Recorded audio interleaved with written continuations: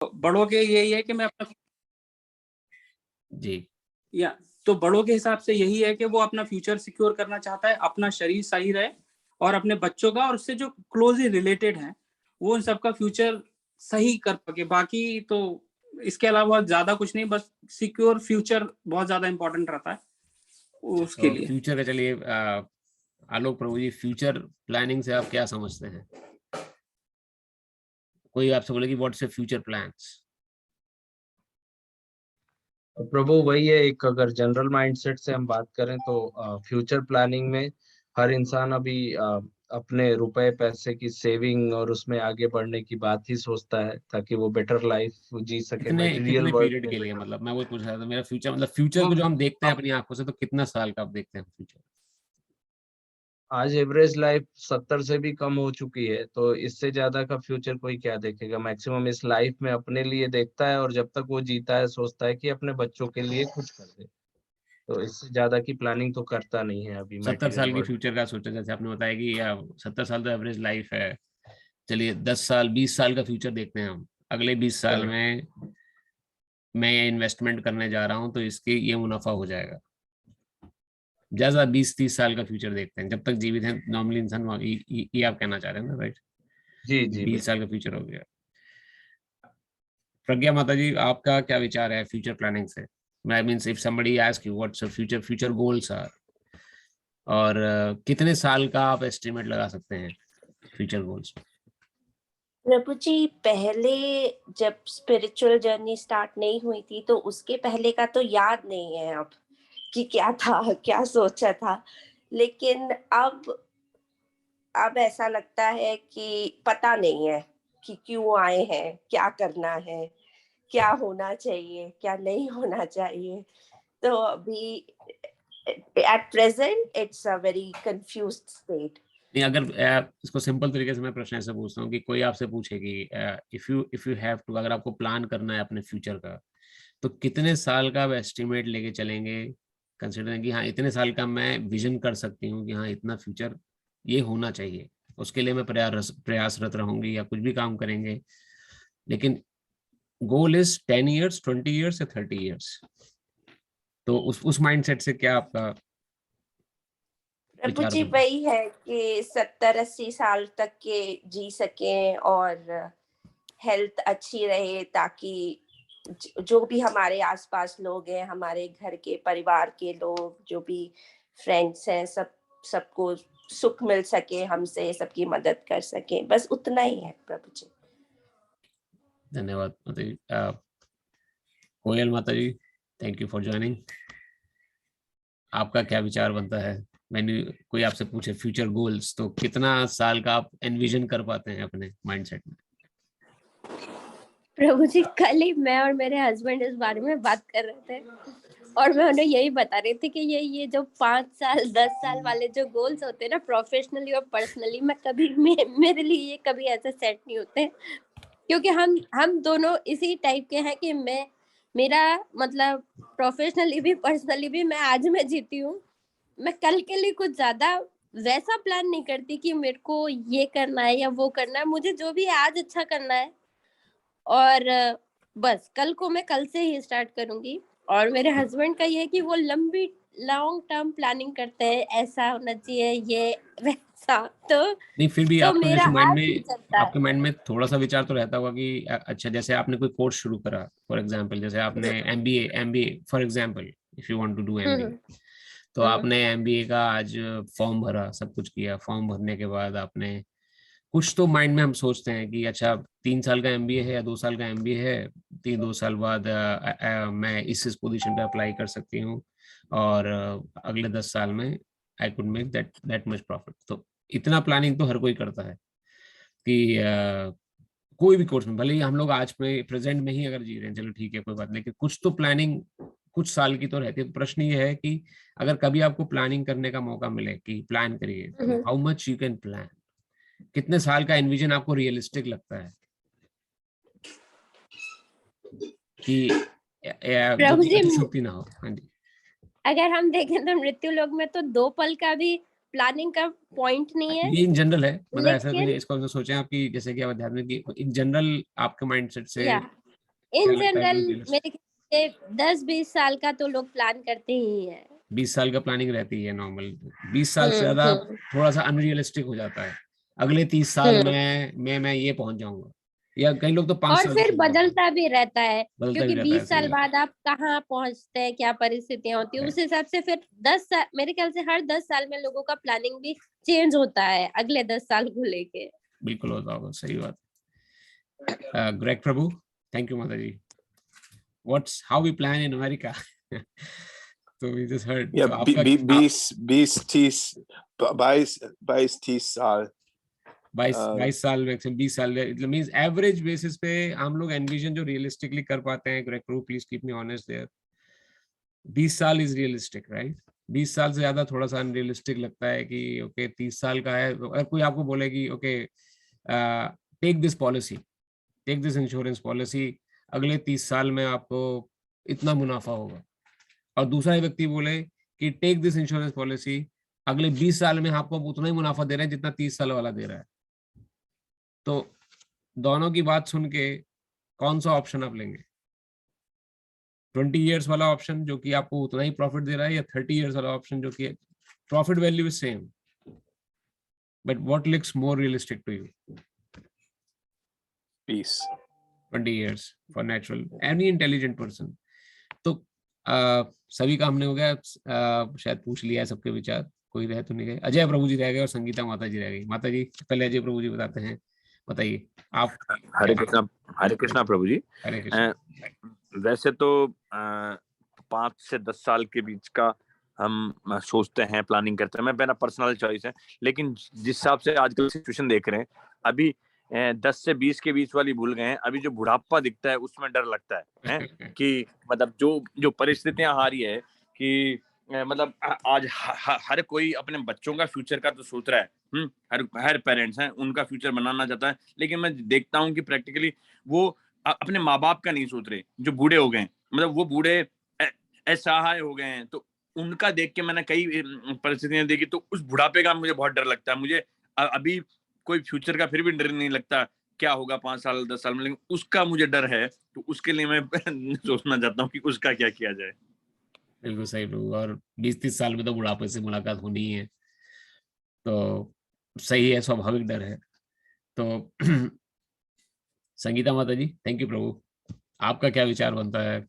क्या प्लानिंग कोई है तो कितने समय तक की प्लानिंग हमें करनी चाहिए और कितनी आपको रियलिस्टिक लगती है?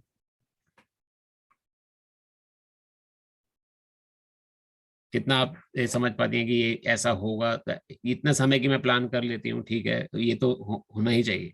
आगे 10 साल का पता नहीं क्या होगा, लेकिन 5 साल फिर भी मुझे सही लगता है कि शायद हो। क्या ऐसा विचार है आपका?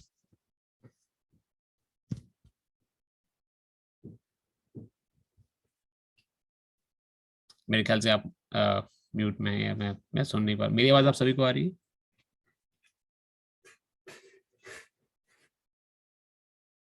हाँ प्रभु जी, आपकी आ रही है। चलिए कोई बात नहीं। माता जी, हाँ जी माता जी। हाँ प्रभु जी जी जी। हाँ, हरे कृष्णा प्रभु जी। हरे कृष्ण हरे कृष्ण। प्रभु जी, अभी तक तो मेरे साथ जिंदगी में ऐसा हुआ कि जो भी मैंने व्यवस्थाएं सोची, भले ही मेरे पास व्यवस्था हुई या नहीं हुई, पर प्रभु ने मेरी सारी व्यवस्थाएं करता गया। इसलिए मैं भविष्य की चिंता आजकल मैंने बिल्कुल छोड़ दी। मेरे जो भी सोचा, प्रकृति ने मुझे वो सब उपहार के तौर पे दे दिया। इसलिए मैंने भविष्य की चिंता बिल्कुल छोड़ दी। हरि शरण में जाओ, बस वो सारी व्यवस्थाएं करता जाता है। जी, भगवान की सारी व्यवस्था करते हैं, बिल्कुल सही बात है। लेकिन अगर हमारे जीवन में मौका मिले जैसे, तो हमें सोचते हैं कि हमें प्लानिंग करनी चाहिए कि हमें। हाँ प्रभु जी, ये तो आप इंसान है, थोड़ी बहुत तो दिमाग में माइंड में चलता ही रहता है कि हाँ थोड़ा सा अपन तो कुछ कितना पल आपको के लिए रियलिस्टिक अपने लगता बच्चों है? के लिए कितना थोड़ा आपको सा जी, ये कितना आपको लगता है रियलिस्टिक कि इतनी प्लानिंग सही है? अगले 10 साल का किसने देखा है? जैसे अजय प्रभु जी बोले थे और बाकी सब प्रभु माता जी ने बोला, तो प्लानिंग करने में टॉप प्रायोरिटी पे तो प्रभु जी मैं यही कहूंगी कि प्रभु के ऊपर छोड़ दो तो सारी व्यवस्थाएं हो जाती। मेरा तो एक मकसद यही रहा। वैसे बहुत अच्छी वो है कि भगवान पे अगर हम छोड़ देंगे तो प्लानिंग का भी टेंशन नहीं मैंने रहेगी। तो अनुभव किया है प्रभु जी, मैंने अनुभव किया है सारी बातें। बिल्कुल सही होगा, बिल्कुल सही बात है, ये बिल्कुल तथ्य प्रभु भी ने है। सारी व्यवस्थाएं की है मेरी। बिल्कुल हुआ होगा, और इसको मैं दोहराया नहीं, बिल्कुल बता रहा हूँ। और यही हमारी इस एक्सरसाइज का थोड़ा सा वो भी है, गोल भी है, जो मैं आपसे पूछ रहा हूँ प्रश्न आप सभी से। उसका मूल उद्देश्य बस ये 2 चीजें बताना है। एक तो ये कि हम सब में प्लानिंग की कैपेबिलिटी है जो मनुष्य शरीर में आया है, जिसने ह्यूमन फॉर्म ली है, क्योंकि ये एक ऐसा शरीर है, इतना एडवांस्ड, इतनी एडवांस्ड कंस्ट्रक्शन है इसकी कि वी कैन प्लान। कभी आप किसी मच्छर को, मक्खी को, किसी जानवर को प्लान करते हुए सोचते हैं कि अगले 10 साल में कैसे रोटी कमाऊं? कोई कुत्ता प्लान कर रहा है ऐसा? ऐसा कभी आपने सुना, अनुभव किया जीवन में? या किसी जानवर को आपने अनुभव किया? या कोई मच्छर ऐसे प्लानिंग करता है कि कैसे मैं प्लान करूं, कैसे मुझे पर्टिकुलर अमाउंट ऑफ ब्लड मिलता रहे, जैसे कोई बाहर निकले वैसे मैं उसे काट लूं और फिर मुझे अपना 10 दिन का मेरा कोटा पूरा हो जाए। हरे कृष्ण प्रभु। ये आप जो मतलब कुछ, सॉरी टू इंटरप्ट, बट लेकिन ये है कि हाँ, मतलब कुछ लेवल पे प्लानिंग सभी करते हैं। गिलहरी को देखा है मैंने प्लानिंग करते हुए, चींटियों को देखा है प्लानिंग करते हुए, और कुछ ऐसे हैं जो प्लानिंग करते हैं। और तो उनकी प्लानिंग में और हमारी प्लानिंग में, वही मैं बताना चाहता हूँ, प्लानिंग करने की कैपेबिलिटी जो है वो डिफरेंट है, बट या दे प्लान। हम सभी में मनुष्य शरीर है, मनुष्य शरीर के बाद निम्न शरीर है, निम्न शरीर वाले जो जीव हैं, वो प्लान अगर कर रहे हैं तो उनकी प्लानिंग का जो उद्देश्य है वो लंबे समय के लिए नहीं है। खैर हमारा विषय थोड़ा सा डाइवर्ट हो रहा है। या तो प्लान करते नहीं क्योंकि उनमें पर्याप्त बुद्धि नहीं है। और मेरा जो ये इस एक्सरसाइज का प्रमुख उद्देश्य ये था कि ये बताना कि हम सब में प्लानिंग करने की एक्स्ट्रा कैपेबिलिटी है। We can plan our next life. इसलिए इस मनुष्य शरीर को क्या बोला गया? मनुष्य शरीर को जंक्शन पॉइंट बोला गया है। जैसे रेलवे जंक्शन होता है, अलग अलग डायरेक्शन से रेल आती हैं, ट्रेनें आती हैं, अलग अलग शहरों की ट्रेनें आती हैं, उस जंक्शन पे आगे मिलती हैं, फिर अपने अपने डेस्टिनेशन में फिर निकल जाती हैं, but they meet at one junction. उसी प्रकार से हम अलग अलग योनियों से विचरते हुए हम सभी जीव आए, जिनमें थोड़ी प्लानिंग पावर थी, ज्यादा प्लानिंग पावर थी, कम बिल्कुल ही नहीं थी किसी में तो इतनी बुद्धि नहीं थी किसी शरीर में तो कि हम कुछ सोच भी सकें। क्योंकि ये सारी जो मनुष्य शरीर से नीचे की योनियां हैं, मक्खी हो गई, मच्छर हो गया, बैक्टीरिया, वायरस, या कोई भी आप शरीर ले लें, उनके अंदर या तो प्लानिंग कैपेबिलिटी है ही नहीं, या है तो बहुत थोड़ी है। मनुष्य में अपार है, इतनी अथाह है कि वो इस जंक्शन पॉइंट पे आने के बाद अपने आप को भगवत धाम ले जा सकता है। इतनी प्लान भी कर सकता है वो। कैसे वो भगवान कृष्ण को फेस टू फेस देख ले, जैसे वो इतनी प्लानिंग कैपेबिलिटी शास्त्र बता रहे हैं कि मैं इतना प्लान भी कर सकता हूं कि मैं कृष्ण को प्राप्त कर लूं। लेकिन विडंबना क्या है कि इतनी प्लानिंग कैपेबिलिटी होने के बाद भी ज्यादा से ज्यादा हम या तो 5 साल, 10 साल, 15 साल या 20 साल, मैक्सिमम 20 साल तक की प्लानिंग रियलिस्टिक लगती है हमें। उसके आगे हम सोचते ही नहीं है, उसके आगे हम विचारशील ही नहीं बनते कि अरे जब मैं 20 साल की प्लानिंग कर रहा हूं तो why can't I plan for next 50 years, why can't I plan for the eternity. मैं कहीं ना कहीं तो एग्जिस्ट कर रहा हूँ या कर रही होंगी। अभी जैसे क्या ये मेरा एग्जिस्टेंस यही है जो इस समय दिख रहा है मुझे, 70 साल का जीवन, 80 साल का जीवन, जब तक मैं अपने को देख पा रहा हूँ, लोग मुझे देख पा रहे हैं, बस यही मेरा एग्जिस्टेंस है? या अब अगर मेरा ये एग्जिस्टेंस है, जन्म लेने से पहले मैं कहाँ था? जिस समय मैंने जन्म लिया या जिस समय मैं जब माता के गर्भ में आया, उससे पहले मेरी क्या एग्जिस्टेंस नहीं थी? या जब मैं शरीर छोड़ूंगा या छोड़ूंगी, जब भी मेरा शरीर से पलायन होगा, तो मेरी क्या एग्जिस्टेंस विलुप्त हो जाएगी? साइंस क्या बोलती है इसमें? साइंस के दृष्टिकोण से देखें तो फर्स्ट लॉ ऑफ थर्मोडायनेमिक्स, ये सेकंड है शायद, पता नहीं, लेकिन थर्मोडायनेमिक्स क्या लॉ है? Energy can neither be created nor destroyed, it just change it's form. अपनी एनर्जी अपनी फॉर्म को चेंज कर लेती है। किसी फिजिशियन से, किसी साइंटिस्ट से आप पूछेंगे, mechanical energy get converted into kinetic energy converted into potential energy again converted into kinetic energy. तो इस तरह से हमने साइंस के कॉन्सेप्ट पढ़े थे इंजीनियरिंग में। कोई ऑब्जेक्ट आपकी मेज पे रखा है और वो उस मेज से अगर उसे फ्री फॉल कराएं जमीन की तरफ, तो जितनी उसके अंदर पोटेंशियल एनर्जी थी वो काइनेटिक एनर्जी में कन्वर्ट हो गई, जो उसको मूव करके नीचे ले जा रही है। काइनेटिक एनर्जी से कोई चीज बढ़ रही है आगे, बहुत तेजी से कोई चीज बढ़ रही है, उसमें स्पीड है, उसने किसी खड़ी वस्तु को जाकर टक्कर मार दी, तो खड़ी वस्तु अगर जड़ नहीं है, पृथ्वी में जड़ी भी नहीं है और मूवेबल है, तो टक्कर पाती ही वो भी मूव करना शुरू कर देगी। तो जो एनर्जी इस मूविंग ऑब्जेक्ट के अंदर थी, उसने अपने एनर्जी को उस खड़ी ऑब्जेक्ट में ट्रांसफर कर दिया, तो खड़ा ऑब्जेक्ट भी मूव करने लग गया। तो ये होती है एनर्जी ऑफ ट्रांसफॉर्मेशन, जो साइंस ने आज प्रूव किया है कि energy can neither be created nor destroyed. ये डिस्ट्रॉय भी नहीं होती है और क्रिएट भी नहीं होती है, ये एग्जिस्टेंस में है। ये एनर्जी इज इन एग्जिस्टेंस, ये सिर्फ अपनी फॉर्म चेंज कर रही है। और हम अगर एनर्जी हैं, हमारा शरीर अगर एनर्जी है, तो ये रूल हम पे भी लागू होता है कि हम ना तो क्रिएट हुए हैं, because we are in existence. हम अगर आत्म तत्व की दृष्टि से देखें, भगवत गीता के दृष्टिकोण देखें, तो साइंस और Bhagavad Gita is in parallel right now, कोई अब अगेंस्ट में नहीं है। भगवत गीता भी यही बोलती है कि आप आत्मा हो, आत्मा ना कभी जन्म लेती है ना मरती है, ये हमने पढ़ा था दूसरे चैप्टर में, तीसरे चैप्टर में, आपको का ध्यान हो। ना उसे अग्नि जला सकती है, ना हवा सुखा सकती है, ना पानी डुबो सकता है, और यही साइंस भी बोल रही है। तो हम अगर एनर्जी हैं तो हम एग्जिस्टेंस में बने रहेंगे। ये हमारा 70 साल का जीवन जो है, जिसमें हम खाली 20 साल की प्लानिंग करते हैं। जब हम बच्चे थे तो हमने अगले 10 साल की प्लानिंग करी, अगले 10 साल में मैं 6ठी क्लास में था तो मैं अगले 10 साल में 16 साल का हो जाऊंगा, अच्छा मुझे ये कॉलेज की तैयारी करनी है, ये मुझे कोर्सेज करना है, मुझे इंजीनियरिंग में जाना है, कि मुझे डॉक्टर बनना है, कि मुझे साइंटिस्ट बनना है, कि मुझे स्पेस रिसर्च में जाना है। अलग अलग तरीके हम प्लानिंग कर रहे थे। हमारा प्लानिंग का लिमिट 10 साल का था। जब साइंटिस्ट बन गए, डॉक्टर बन गए, फिर क्या प्लानिंग कर रहे हैं, अगले 5 साल में मुझे प्लान करना है, मुझे शादी कर लेनी है, शादी करके मेरी फैमिली होगी, तो उस तक पहुंचने से पहले मुझे अपना वो मॉनेटरी लेवल पर मुझे अपने को स्टैब्लिश कर लेना है। शादी हो गई, बच्चे हो गए, अब क्या प्लानिंग है, अब बच्चों के लिए प्लानिंग शुरू होगी। बच्चों को कैसे आगे बढ़ाना है, कैसे शिक्षा दीक्षा उनको देनी है, क्या उनको बनाना है आगे चल के, तो वो प्लानिंग शुरू हो गई। जब बच्चे बड़े हो गए, हम बूढ़े हो गए, तो अब प्लानिंग क्या है, बूढ़े, अब तब उससे पहले, थोड़ा बूढ़े होने से पहले प्लानिंग क्या है, हमारी रिटायरमेंट कैसे बीतेगी। जैसे आपने बोला, जयप्रभु ने बोला कि बुढ़ापे से डर लगता है, रिटायरमेंट में क्या, रिटायरमेंट की सेविंग कर लेता हूँ। अब रिटायर हो गए, बूढ़े हो गए, अब क्या प्लान करना छोड़ दें। अब तक तो हम प्लान करते हुए आए थे, बचपन में थे तो प्लान किया, जब जवान हुए तो प्लान किया, जब शादी हो गई तो भी प्लान किया, अब बूढ़े हो गए तो अब प्लानिंग करना। अगर हम एनर्जी हैं तो क्या चीज हमें प्लानिंग करने से रोक देती है, अरे अब क्या है, अब तो मरना है, अब क्या रखा है जीवन में। भगवत गीता हमें बोलती है you have to still plan.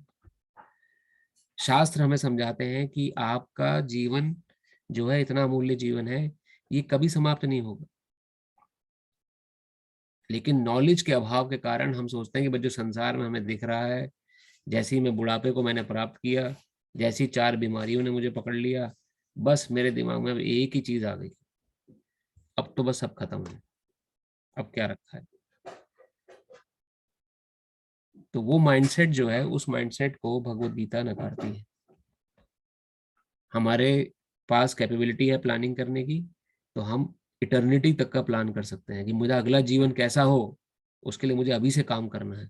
Right now at this moment मुझे क्या काम करना है जिससे मेरा अगला जीवन अच्छा हो। अगर मैं इस जीवन को बर्बाद कर दूंगा या कर दूंगी किसी कारणों से, इंद्र तृप्ति में रह के या किसी काम से भी भगवत गीता के अनुसार जीवन ना जी के, तो मेरा अगला जीवन निश्चित रूप से बेकार हो जाएगा, क्योंकि मैं एनर्जी हूँ। अगर साइंस के दृष्टिकोण से देखें तो अगर मैं एनर्जी हूँ तो मैं अपनी फॉर्म बदलूंगी। मेरा डिस्ट्रक्शन नहीं है, मैं कभी मरूंगी नहीं या मरूंगा नहीं, क्योंकि मैंने जीवन ही लिया। मरता तो वो है जो जीवित होता है। शरीर धारण किया, शरीर छोड़ दिया, फिर शरीर धारण किया, फिर शरीर छोड़ दिया, ये हो रहा है हमारे साथ। We are just changing the car. आज हम मर्सिडीज कार चला रहे हैं क्योंकि हमने मेहनत करी थी, प्लान किया था मर्सिडीज कार को ओन करने के लिए। मर्सिडीज कार चलाते चलाते चलाते चलाते पुरानी हो गई, 10 साल हो गए, 20 साल हो गए, आगे का हमने सोचा ही नहीं। अरे अभी तो मर्सिडीज मिल गई, बहुत बढ़िया, इसी को एंजॉय करो, आगे जो होगा देखा जाएगा। 10 साल कार चलाई, 20 साल कार चलाई, आगे की प्लानिंग करी नहीं, ना मेहनत करी, कुछ करी, क्या होगा जब कार खटारा हो जाएगी, बेकार कूड़े के डिब्बे में फेंकने लायक हो जाएगी, तो अगली कार कौन सी लेनी है ये सोचा ही नहीं हमने, इसका प्लान ही नहीं करा। क्यों नहीं करा? क्योंकि सोच के बैठ गए कि आगे तो अब ये कार बेकार हो गई, अब हम कार नहीं चलाएंगे अब कभी भी, अब बस हमारा जीवन ही समाप्त हो गया। कितनी बड़ी मूर्खता है, सुन के ही मूर्खता लग रही है। तो भगवत गीता इससे चेताती है और शास्त्र वर्णन करते हैं, जीव जागो गौर चंद्र बोले, कौथा निद्रा जाओ माया पिशाचिर कुल। हम पिशाचनी माया की गोद में लेट के ये सोचे जा रहे हैं कि मेरा जीवन एक पॉइंट पे आके खत्म हो जाएगा। दिस इज माया, इसको माया बोलते हैं। माया माया और कुछ नहीं है, माया जड़ है, जड़ वस्तु। जैसे पेड़ एक जड़ है, एक वृक्ष है जड़, वो हमें नहीं पकड़ सकता। हम पे लेकिन हम क्या करते हैं, हमने ही माया को कस के पकड़ा हुआ है और हम बोलते हैं प्रभु जी माया ने हमें पकड़ा हुआ है, अभी अभी ये सब नहीं होता है। अभी सब कितनी बार डिस्कशन होता है किसी भक्त से, समुदाय से या किसी व्यक्ति से, अरे भक्ति में आपको मन लगना चाहिए, भक्ति आप करना चाहिए, जीवन बहुत अमूल्य है। अरे प्रभु जी अभी माया मोह में हम जकड़े हुए हैं, माया मोह पकड़ाओ। तो पकड़ा किसने? आपने खुद ने पकड़ा है माया को। माया तो जड़ है, माया थोड़ी पकड़ सकती है आपको। माया तो कृष्ण की छाया है। क्या करना है आपको? कृष्ण की ओर मुख होना है। अभी हम माया को देख रहे हैं, माया को बस माया ही है, सब कुछ संसार ही है। इस संसार में जो कर लेंगे वो कर लेंगे, छल कपट से, चाहे किसी की निंदा चुगली करके या अपना दिमाग लगा के, बस इस संसार में अपनी वैल्यू बना ली। 10 साल प्लानिंग कर गए अपने बच्चों के लिए, अपना बुढ़ापा सिक्योर कर गए, अपनी रिटायरमेंट प्लान कर गए, बस मेरा जीवन सफल। अरे अगला जीवन भी आ रहा है, अगला जीवन आपके इस जन्म के कर्मों पर आधारित होगा, उसकी प्लानिंग कौन करेगा? शास्त्र बोलता है उसकी प्लानिंग भी तो हमें ही करनी है, क्योंकि हम एनर्जी, हम कभी डिस्ट्रॉय नहीं होंगे, हमें एक फॉर्म बदलनी है। और वो फॉर्म कैसी होगी? वो हमारे अभी के कर्मों के आधार पर है। ये साइंस भी प्रूव कर चुकी है। अब कौन इसको कितना जल्दी स्वीकार कर लेगा, उसका उतना जल्दी उत्थान हो जाएगा। जो जितना देरी से इस बात को स्वीकार करेगा, उसका देरी से उत्थान होगा। बस इतना अंतर है। ये तो फैक्ट है अब कि हम लोगों को शरीर बदलना है, तो हमें शरीर बदलना है, तो हमें प्लान आज से करना है। खाली 10-20 साल के प्लान से हमारा कुछ नहीं होगा। और जो भी हम प्लान कर रहे हैं वो भी मटेरियल दृष्टिकोण से प्लान कर रहे हैं। आध्यात्मिक दृष्टिकोण से प्लानिंग को इटर्निटी प्लानिंग बोलते हैं, कि आप आध्यात्मिक दृष्टिकोण से भी प्लान करें। तो जैसे आप सभी ने बोला भी कि आध्यात्मिक दृष्टिकोण से भी हमारी प्लानिंग रहती है कुछ ना कुछ, तो बहुत अच्छी बात है। ये भगवत गीता का उद्देश्य ये भी है कि आप प्लानिंग करना कभी ना छोड़ें, और बुढ़ापे के स्तर पे भी आके निराश ना हो कि बस अब तो सब खत्म। नहीं, उसके बाद अगला जीवन है, निर्धारित है वो अगला जीवन। आप माने या ना माने, nature by the law of nature we have to accept the form. हमें एक फॉर्म लेनी पड़ेगी, जैसे हम आज से पहले लेके आ चुके हैं। हमें ज्ञान नहीं है बात का, लेकिन ऐसा हो रहा है। शास्त्र दृष्टिकोण से भी बात तथ्य हो चुकी है, और साइंटिफिक दृष्टिकोण से भी। एक साइंटिस्ट हुए माइकल सबॉम या आयन स्टीवेंसन, इनके बारे में हम चर्चा पहले भी कर चुके हैं, जो रीइंकार्नेशन पे रिसर्च कर चुके हैं, जिन्होंने रीइंकार्नेशन के ऊपर अपने पेपर सबमिट करे हैं, थीसिस सबमिट करी हैं, जो बता चुके हैं कि there is reincarnation and it is fact. जब ये रीइंकार्नेशन का मुद्दा शुरू हुआ था या बात शुरू हुई थी, तब उसमें हार्डली कुछ लोग उसमें बिलीव करते थे, और तब ये समझा जाता था कि ये हिंदू रिलीजियस बिलीफ है, पुनर्जन्म। ये कोई रियलिटी नहीं। दिस इज एक पर्टिकुलर रिलीजन है जिसे हिंदू बोलते हैं, उन लोगों की मान्यता है कि पुनर्जन्म होता है, वरना पुनर्जन्म नहीं है। आज का रिसर्च जो बोलता है, according to doctor Ian Stevenson, आप गूगल पे उनके रिसर्च पेपर स्टडी कर सकते हैं। और जो साइंटिस्ट समुदाय बोल रहा है, जो वैज्ञानिक समुदाय बोल रहा है, half of the world population believe in reincarnation now. ये डेटाज हैं, नंबर्स हैं जो कलेक्ट हुए फ्रॉम डिफरेंट सोर्सेज। ये इसकी प्रेजेंटेशन मैंने बाल विहार में दी थी जब लास्ट ईयर सेशन में, तो उसमें हमने डेटा पॉइंट्स बताए थे कि ये शुरुआत में खाली हिंदू बिलीफ समझा जाता था, लेकिन अभी जो है half of the world population believe in incarnation, और half of the world population Hindu नहीं है। There different religions, Christians, Muslims, Jehovah, Parsi और अलग तरह के रिलीजन जो हैं, जो in the belief they feel that there is reincarnation and there are some scientific proof also. कुछ लोग ऐसे हैं जिनको अपने पुनर्जन्म की ज्ञात है, याद है। उन जो डॉक्टर आयन स्टीवनसन ने उन व्यक्तियों पर रिसर्च करी, उन व्यक्तियों को उन्होंने रिसर्च के माध्यम से उन्होंने जो जो अपने पिछले जन्म के घर या उनके परिवार वालों को बताना था बताया, वो बिल्कुल सच निकला। तो वैज्ञानिक दृष्टिकोण से भी और शास्त्रीय दृष्टिकोण से भी रीइंकार्नेशन एक तरह का फैक्ट है जो एक बार प्रूव हो चुका है। ये खाली हिंदू बिलीव नहीं है, because half of the world population believe in reincarnation today. और उनके आप रिसर्च जब पढ़ेंगे तो आपको उनके जो ऑब्जेक्ट्स जो जिन पे उन्होंने रिसर्च करी है उनकी डिटेल्स आपको मिलेंगी। सो आयन स्टीवनसन, माइकल सबॉन, ये दो साइंटिस्ट आप रिसर्च कर सकते हैं। तो खैर मेरा उद्देश्य ये भी नहीं था, बट उद्देश्य ये है कि हमें अगला जीवन लेना है। इस बात को जितना जल्दी आप एक्सेप्ट करें उसको। अभी भी क्या है कि हम लोग कई बार मिरेज में रहते हैं या बिलीफ नहीं है, क्योंकि श्रद्धा अभी है हमारी, निष्ठा तक नहीं पहुंची। तो जो अगला जीवन था तो पिछला जीवन भी रहा होगा, क्योंकि ये जीवन हमारा इकलौता ये जीवन तो है नहीं। तो पिछला जीवन भी रहा होगा, उससे पिछला भी रहा होगा, उससे पिछला भी रहा होगा। ऐसे तो पता नहीं कितने अनगिनत जीवन हम इसी मटेरियल वर्ल्ड में बैठे हैं, इसे ही बैठे हैं। तो ऐसे कितने जन्मों को हम भोग के आ चुके हैं पता नहीं है। कितनी बार मृत्यु हो चुकी है ये भी नहीं पता हमें। और हर बार मृत्यु से डर लगता है, हर बार प्लानिंग करते हैं खाली 10 साल की 20 साल की। Now we have got this opportunity कि हमें शास्त्रिक ज्ञान से ये पता लग रहा है कि मैं ये cycle of birth and death रोक सकता हूँ या रोक सकती हूँ। तो आई शुड प्लान, मुझे उसकी प्लानिंग करनी है। कैसे करूँ, कैसे प्रैक्टिकली इसको अचीव करूँ, how should I do that. तो प्रैक्टिकली अचीव करने के क्या क्या तरीके हैं? नियमित कृष्ण कथा श्रवणम भक्ति मार्ग, जिसका अध्ययन हम इस समय कर रहे हैं। भक्ति योग, भक्ति योग जो है वो is just like a lift जो आपके इस मनुष्य जीवन को सफल कर सकती है, अगर आप इस भक्ति योग के कॉन्सेप्ट को समझ गए। भक्ति योग ये नहीं है कि मंदिर चले गए, मंगलवार के दिन बस प्रसाद चढ़ा दिया, बस हमने भक्ति कर ली, हनुमान जी के बहुत बड़े भक्त हैं।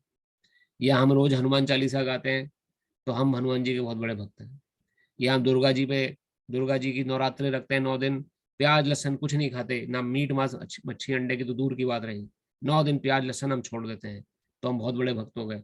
साल के बाकी दिन हमने खूब मुर्गों की गर्दन मरोड़ी है, लेकिन उन 9 दिन हमने कुछ नहीं किया तो हम बहुत बड़े भक्त हो गए। ये सिर्फ और सिर्फ मनोकल्पित विचार है, मनोधारणाएं हैं। शास्त्र दृष्टिकोण से ये बिल्कुल ही इस बात को पुष्ट करते हैं कि हम भक्त नहीं हैं। भक्ति योग कहते किसे हैं? भक्ति का अर्थ हम समझ रहे हैं इन चैप्टर 7 से चैप्टर 12 तक का जो सेक्शन है वो संपूर्ण भक्ति योग पर आधारित है, जो कि क्रीम है भगवत गीता की। इसको समझना बहुत जरूरी है। तो जब हम भक्ति को समझेंगे, जैसे हम बताते भक्ति इज ए लिफ्ट।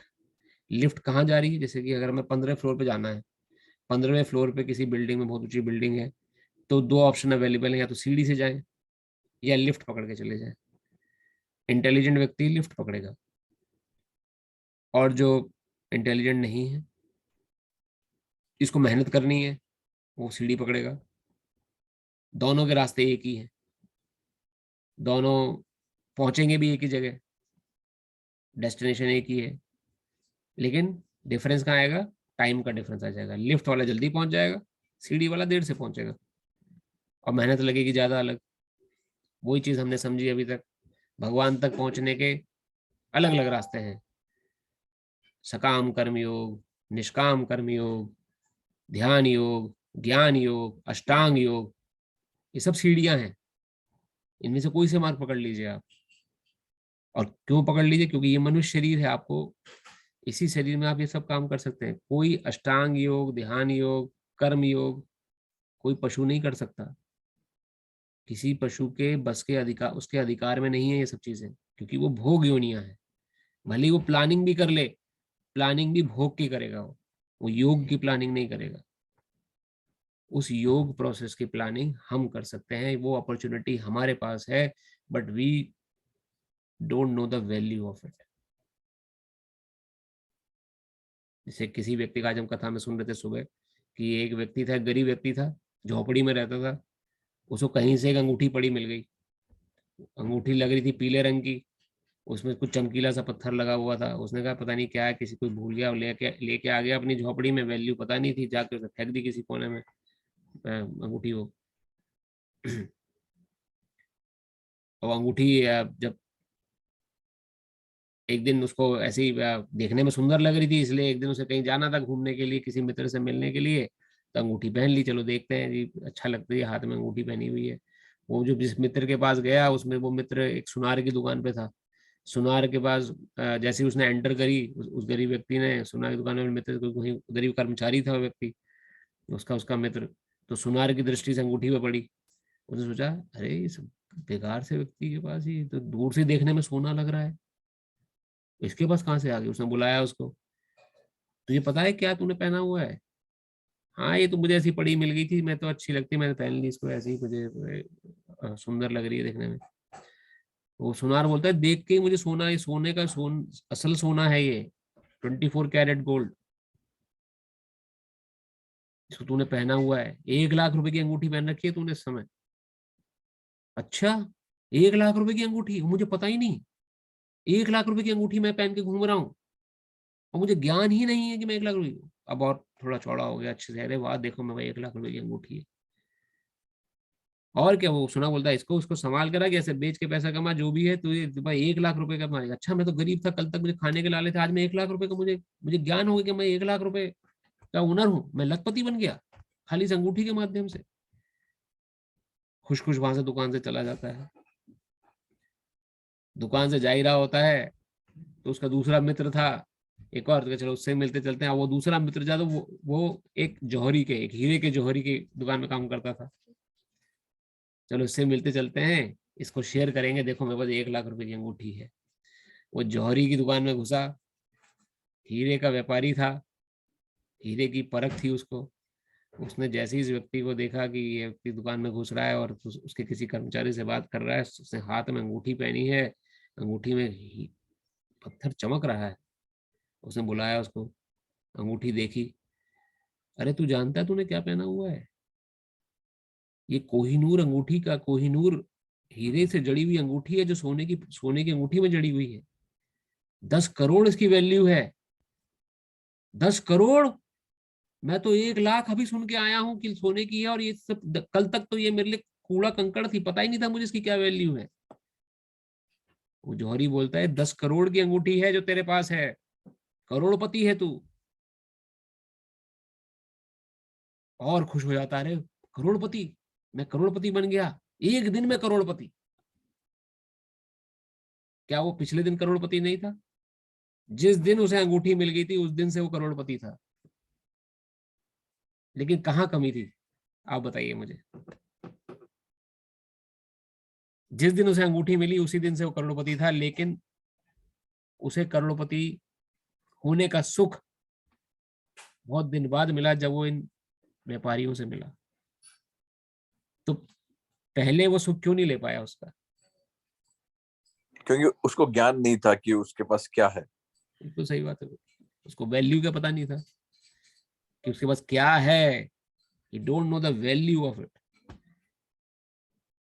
वही विडंबना हम सबके साथ है। हमें मनुष्य शरीर जो मिला है, अनंत कोटि जन्म लभ्यते, इतना अनंत कोटि जन्म लेने के बाद भी ये मनुष्य शरीर प्राप्त होता है। कई करोड़ों जन्मों के बाद ये मनुष्य शरीर मिला है, और ये ऐसी बीत गया तो कई करोड़ जन्म आगे लगेंगे इस पर मनुष्य शरीर को फिर प्राप्त करने में। ये दोबारा आसानी से नहीं मिलने वाला है, इसलिए प्लान करना जरूरी है कैसे हमें अगला शरीर भी मनुष्य का मिले। तो इस जीवन में भक्ति कर गए अच्छी बात है, भगवान को प्राप्त कर गए, नहीं तो फिर निम्न योनियों में जाना पड़ेगा, फिर संसार में ही भटकना पड़ेगा। तो जो वैल्यू है इस मनुष्य शरीर की आज हम नहीं जानते हैं, आज हमें नहीं समझ में आ रहा है, तो जौहरी से मिलना पड़ेगा। किसी जौहरी कौन है? सदगुरु, जो ज्ञान कराए कि आपके मनुष्य शरीर की वैल्यू है, और वो सदगुरु परंपरा के माध्यम से होना चाहिए। तो जीवन में इसलिए गुरु की आवश्यकता पड़ती है। अब गुरु के प्रति क्या विडंबना है, लोग कहते हैं अरे सब एक ही बराबर है, साधु सब पैसा लो। जरूर हो रहा है ऐसा, इसलिए साधु और साधु दोनों में पहचान होनी बहुत जरूरी है। कौन असल साधु है, कौन नकल साधु है, दोनों की पहचान बहुत जरूरी है। किसी नकली साधु को पकड़ लिया तो जीवन और बर्बाद हो जाएगा। इसलिए असली साधु की पहचान क्या है हम समझ चुके हैं। परंपरा युक्त ज्ञान हमें लेना है। ब्रह्मादि माधव गौड़ी संप्रदाय, श्री संप्रदाय, रुद्र संप्रदाय, निम्बार्क संप्रदाय, इनके प्रमुख आचार्य हुए श्रीपाद मध्वाचार्य, श्रीपाद निम्बार्क, श्रीपाद रामानुजाचार्य, श्रीपाद विष्णु स्वामी, श्रीपाद निम्बार्काचार्य। इन 4 प्रमुख आचार्यों से निकली हुई परंपरा जो है, उनके अंतर्गत कोई भी क्या, इनके अंदर आने वाले गुरु जो हैं वो, और जो गुरु परंपरा है, वो सभी जौहरी हैं, वो सभी हीरे के सुनार हैं। इनके ज्ञान से हमें मनुष्य जीवन की वैल्यू पता लगती है कि मनुष्य जीवन मुझे मिला है खाली ऐसे ही नहीं। अब तक तो मैं जानवरों की तरह जीवन जी रहा था। क्या अंतर था मुझ में और जानवर? प्रभुपाद, श्रीला प्रभुपाद कहते हैं मनुष्य द्विपदा पशु, 2 पैरों का जानवर है बस वो, अगर उसको भगवत ज्ञान नहीं है। वो सिर्फ और सिर्फ आहार निद्रा भय मैथुन में लगा हुआ। अगर उसे भक्ति का ज्ञान नहीं, कृष्ण और राधा कृष्ण का भी उसने भजन नहीं किया, तो आया और चला गया बस। लोचन दास ठाकुर हमारे प्रमुख आचार्य हुए हमारी परंपरा में, उन्होंने बहुत सुंदर एक भजन गाया, मानुष जन्म पाइया राधा कृष्ण ना भजिया, जानिया सुनिया बिछाइनू। लोचन बोले ऐ पापी एलो और गेलो, आया और चला गया ऐसा पापी। भले ही कितना प्राइम मिनिस्टर क्यों ना बन गया हो, प्रेसिडेंट क्यों ना बन गया, बस आया था बनने के लिए। कितने साल कौन किसको याद रखता है? किसी को क्या फर्क पड़ रहा है कि हमने जन्म लिया, हम कब मर गए, कब हमारा जीवन समाप्त हो गया। सिर्फ परिवार के 4 लोग, वो परिवार वाले भी कितना दिन याद रखते हैं। या हमने ही कितनी बार, हमारे परिवार में कितने लोगों ने शरीर छोड़ा, हमने ही कितनी बार उनको याद रखते हैं हम लोग। भले ही हर क्षण कभी वही याद आता है, जो बहुत निकटतम होगा उसको ज्यादा याद आएगी, जो थोड़ा दूर का होगा उसे कम याद आएगी। तो हमारे जीवन का बीड़ा हमारे ऊपर ही है। अपनी आइडेंटिटी को आप समझें कि मेरे जीवन का उत्तरदायित्व तो मेरा ही है। कोई मुझे बचाने वाला या मेरे को याद करने वाला है नहीं संसार में। मुझे इस संसार में जो जीवन मिला है ये बहुत अमूल्य जीवन है। मुझे अपनी जिम्मेदारियों से भागना नहीं है। इसको मैं को भगाने की बात नहीं। अर्जुन भागने की कोशिश कर रहे थे, भगवान ने रोका। अर्जुन कह रहे थे मैं जंगल चला जाता हूँ, भिक्षा मांग के जीवन यापन करूंगा। भगवान ने कहा नहीं, तुम मूर्खतापूर्ण बात कर रहे हो। तो जिम्मेदारियां निभानी है, जिम्मेदारियों का निर्वाह करना है। लेकिन जिस प्रकार उस गरीब व्यक्ति को उस अंगूठी की वैल्यू का ज्ञान नहीं था, और जब तक वो सुनार से नहीं मिला और एक जौहरी से नहीं मिला और उसे अंगूठी का ज्ञान हुआ, उसी प्रकार हमें भी आज अपने इस मनुष्य शरीर का ज्ञान नहीं है। ये कितना अमूल्य जीवन है। ये सिर्फ कुकर और शूकर की भांति चाकरी करने में निकल रहा है।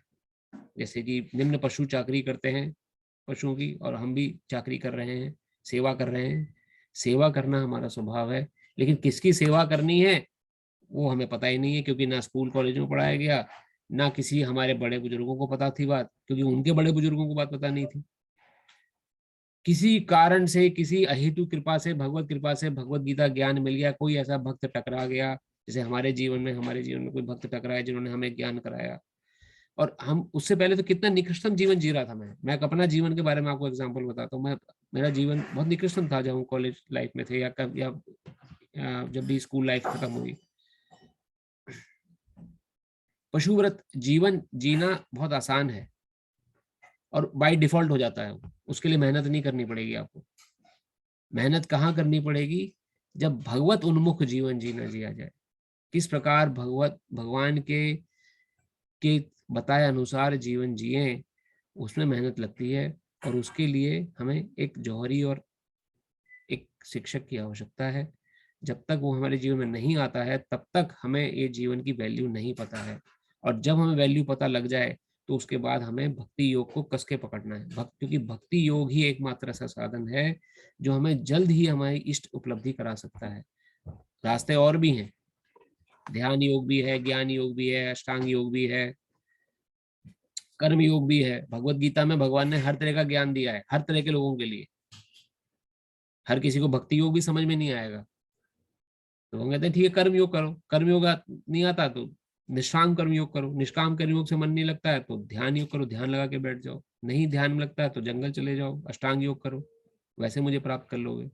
अष्टांग योग, लेकिन इन सब प्रोसेस को समझने, ये जितने सारे प्रोसेस हैं ये एक तरह की स्टेयर है, लिफ्ट क्या है? भक्ति योग, जो हम अब पढ़ रहे हैं भगवत गीता में। तो इसको समझना बहुत जरूरी है। अगर हम इसको समझ जाते हैं तो हमारा जीवन सफल है, नहीं तो हमारा जीवन में भले ही हम कितने उच्च कोटि के व्यक्ति क्यों ना बन जाएं, भले ही हमारे इस आसपास हमारे गुणगान करने वाले बहुत सारे व्यक्ति क्यों ना हो, लेकिन अगर इष्ट उपलब्धि नहीं हुई, अगर कृष्ण प्राप्ति नहीं हुई, अगर ये जीवन हमें ऐसे ही निरर्थक चला गया, तो एक प्रकार से हमने पशु जीवन जी के जीवन बर्बाद कर दिया, विष खाने के बराबर है। जैसे लोचन दास ठाकुर जी ने भजन गाया, मनुष्य जन्म पाइया राधा कृष्ण ना भजिया, जानिया सुनिया विष खाइयो। जानबूझ के विष खा लिया, ऐसा समझना चाहिए शास्त्र दृष्टिकोण से। तो उसी श्रृंखला को आगे बढ़ाते हुए हम लोग भगवत गीता के आज आगे के सेक्शन को में पढ़ेंगे, लेकिन उससे पहले भगवान के शुद्ध नाम की एक माला जप करेंगे, जिससे कि हमारा चित्त शुद्ध हो और हम भगवान कृष्ण की इस ज्ञान को अपने मन में धारण कर सकें। नहीं तो बहुत मुश्किल है संसार में अपने इस ज्ञान को, क्योंकि हमारा बेस अभी डगमगाया हुआ है। हम सभी का बेस क्या है? इसे बेस कहते हैं। जो मूल हमारा जो उद्देश्य है जीवन जीने का, वो जीवन जीने का उद्देश्य हमारा अभी डाइवर्टेड है। अभी हमारे जीवन का उद्देश्य क्या है? जैसे आप सभी ने आज सुबह बताया, किसी का 10 साल का उद्देश्य है, किसी का 20 साल, कुछ का रिटायरमेंट तक ही उद्देश्य है, बस हम रिटायरमेंट तक प्लानिंग कर सकते हैं। हमें अपना उद्देश्य बदल के इटर्निटी तक करना है कि मुझे प्लानिंग करनी है, तो मुझे आगे तक की, अपने आगे आने वाले जीवन की प्लानिंग करनी है। मुझे दोबारा से संसार में नहीं आना मरने के लिए, उसके लिए मुझे क्या करना पड़ेगा वो मैं करूंगा। उसके लिए मुझे अपने को तैयार करना है। अगर मैं वो तैयार नहीं कर पाया तो क्या फायदा है मनुष्य जीवन का।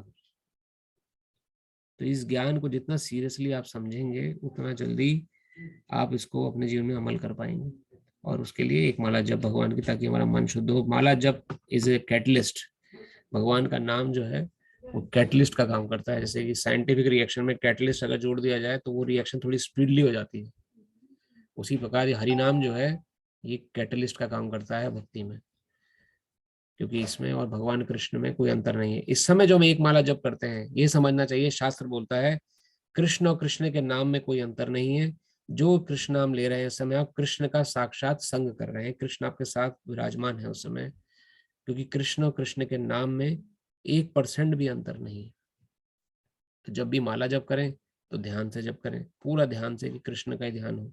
उस समय किचन में क्या सब्जी पक रही है, या फिर हमने क्या खाना बनाया, या हमने ऑफिस में क्या, किस तरह से इस प्रॉब्लम को डील करना है, या इस प्रॉब्लम का सोल्यूशन, उस समय कोशिश करना है कि ध्यान हटे वहां से, क्योंकि ये सब इस सांसारिक चीजें, हम एक हायर गोल की तरफ आगे बढ़ रहे हैं। वो हायर गोल के लिए रिक्वायरमेंट्स भी हायर है। तो समय का ध्यान रखते हुए हम एक माला जप करेंगे, उसके बाद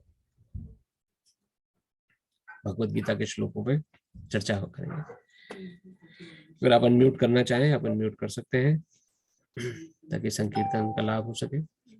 नमः ओम विष्णुपदाय कृष्णपृष्ठाय भूतले श्रीमते नवयोगेन्द्र स्वामिनी नामिने नमस्ते। प्रभुपाद देवे नाम संकीर्तन प्रचारिणे निर्विशेष शून्यवादी समस्त देश तारिणे। नमः विष्णुपदाय कृष्णपृष्ठाय भूतले श्रीमते भक्ति वेदांत स्वामिनी नामिने नमस्ते। सरस्वती देवे गौरवाणी प्रचारिणे निर्विशेष शून्यवादी पाश्चात्य देश तारिणे। जय श्री कृष्ण चैतन्य प्रभु नित्यानंदा श्री अद्वैत गदाधर श्रीवासादि गौर भक्तवृंदा। जय श्री कृष्ण चैतन्य प्रभु नित्यानंद श्री अद्वैत गदाधर श्रीवासादि गौर भक्तवृंद। जय श्री कृष्ण चैतन्य प्रभु नित्यानंद श्री अद्वैत गदाधर श्रीवासादि गौर भक्तवृंद। हरे कृष्ण कृष्ण कृष्ण हरे हरे, हरे राम राम राम हरे हरे, हरे कृष्ण हरे कृष्ण कृष्ण कृष्ण हरे हरे हरे राम राम राम हरे हरे हरे कृष्ण कृष्ण कृष्ण हरे हरे राम राम राम हरे हरे हरे कृष्ण कृष्ण कृष्ण हरे राम राम हरे हरे हरे कृष्ण कृष्ण हरे राम राम हरे हरे हरे कृष्ण कृष्ण कृष्ण हरे राम राम हरे हरे हरे कृष्ण कृष्ण हरे राम राम राम हरे हरे कृष्ण कृष्ण कृष्ण हरे राम राम हरे हरे हरे कृष्ण कृष्ण हरे राम राम हरे हरे कृष्ण कृष्ण हरे राम राम हरे हरे कृष्ण कृष्ण हरे राम हरे कृष्ण कृष्ण हरे राम राम हरे हरे हरे कृष्ण कृष्ण हरे राम हरे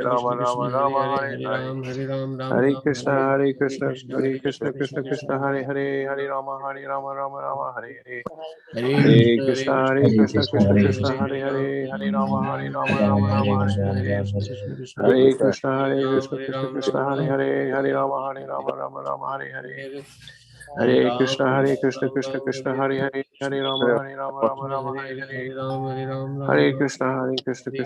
हरे राम राम हरे हरे हरे कृष्ण हरे कृष्ण कृष्ण हरे हरे राम राम राम राम राम हरे हरे कृष्ण हरे हरे हरे कृष्ण कृष्ण हरे कृष्ण हरे राम हरे हरे हरे कृष्ण कृष्ण हरे राम हरे हरे कृष्ण कृष्ण हरे राम हरे हरे हरे कृष्ण हरे कृष्ण कृष्ण हरे राम हरे हरे हरे कृष्ण हरे राम हरे हरे हरे कृष्ण कृष्ण हरे राम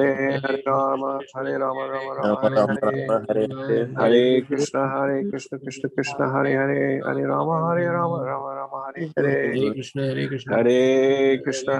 कृष्ण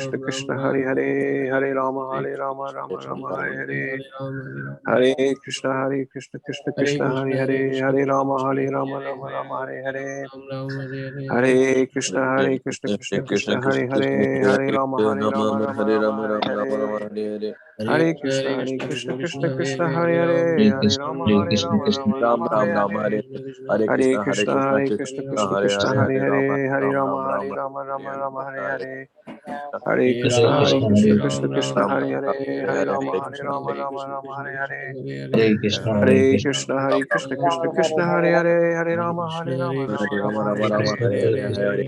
हरे कृष्ण हरे राम हरे हरे हरे कृष्ण हरे राम हरे हरे हरे कृष्ण हरे राम हरे हरे हरे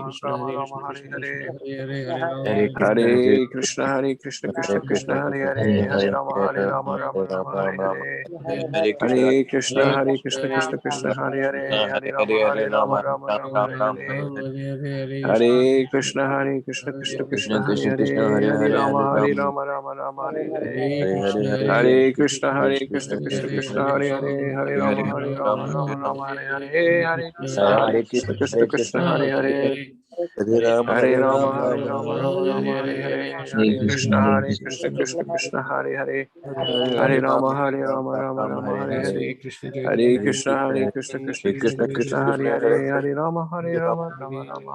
हरे राम हरे हरे हरे कृष्ण हरे राम हरे हरे श्री कृष्ण चैतन्य प्रभु हरे कृष्ण कृष्ण हरे कृष्ण हरे राम हरे कृष्ण कृष्ण हरे राम राम राम हरे हरे हरे कृष्ण हरे भगवद गीता का 7वां अध्याय किसी को ध्यान है हमने कहाँ तक पढ़ा था? कितने श्लोक हम कवर कर चुके हैं अभी तक?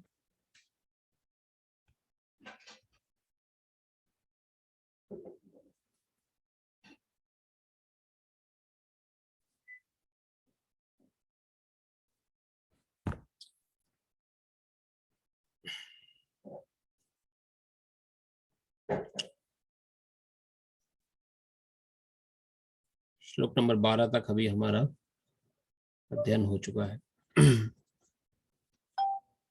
और 12वें श्लोक तक भगवान ने जो बताया वो यही बताया कि अर्जुन, मैं तुम्हें अभी तक पिछले 6 अध्यायों में आत्म तत्व का ज्ञान दे चुका हूँ।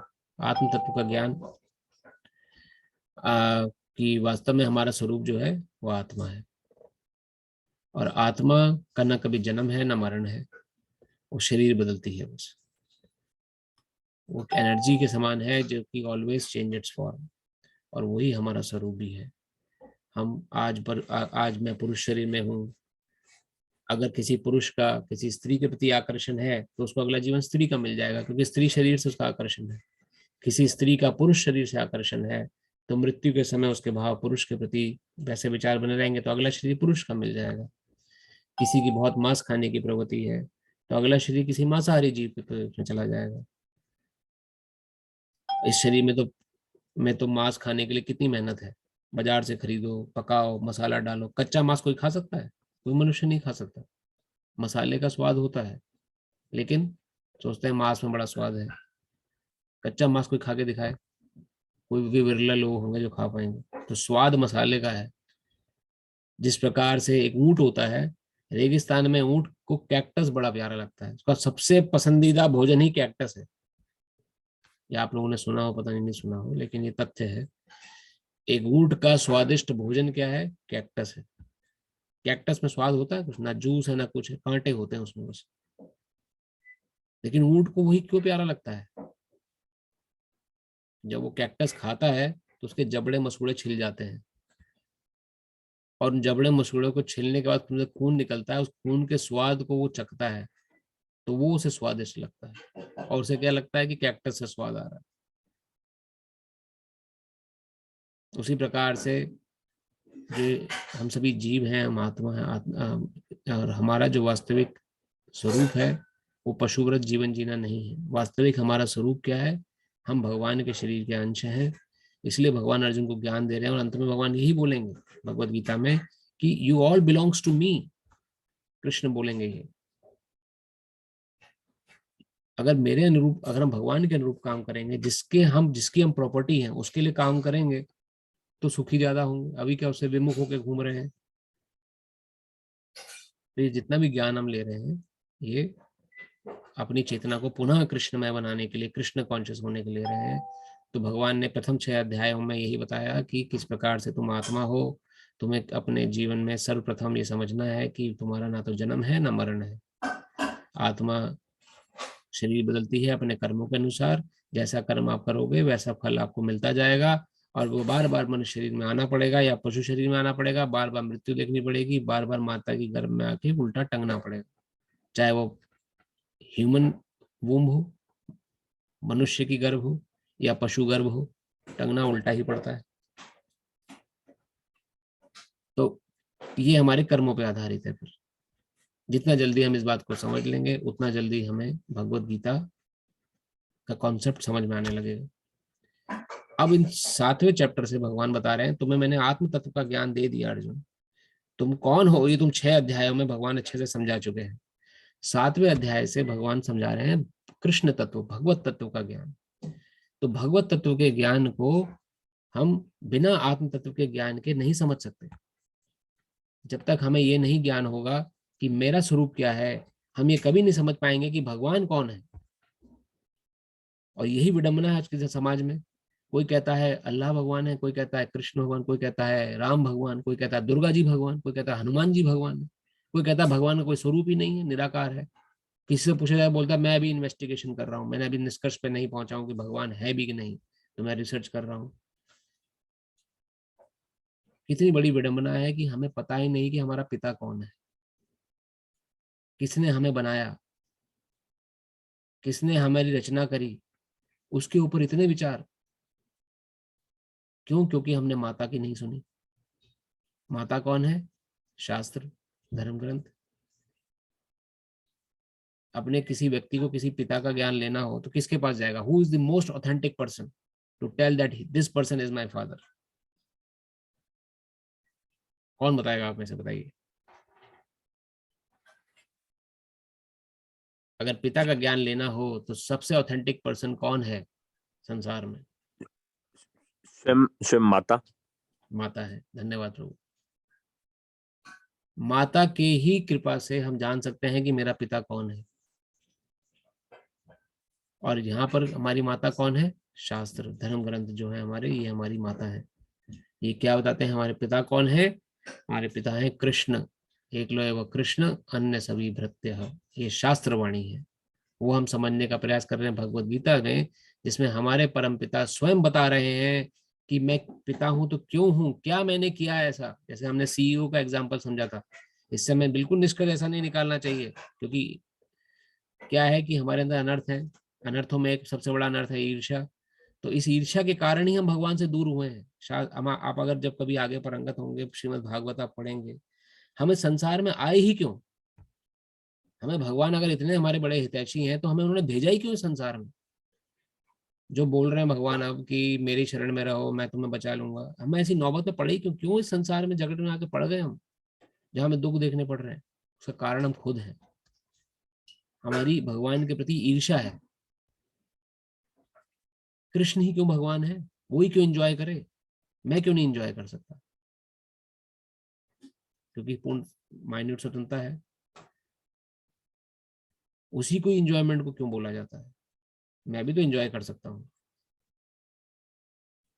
पिता थे, पिता ने बोला, पिता के हाथ पकड़ के हम चल रहे थे, पिता से लड़ने लगे, अरे अब मैं बड़ा हो गया पिताजी, अब मैं आपका हाथ मत नहीं पकड़, मैं खुद जा सकता हूँ।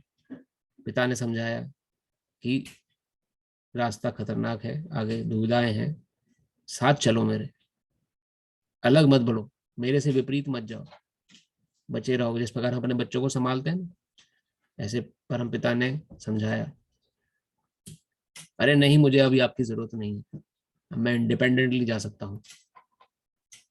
देख लो, तुम्हारे इंडिपेंडेंस में मैं हस्तक्षेप नहीं करूंगा।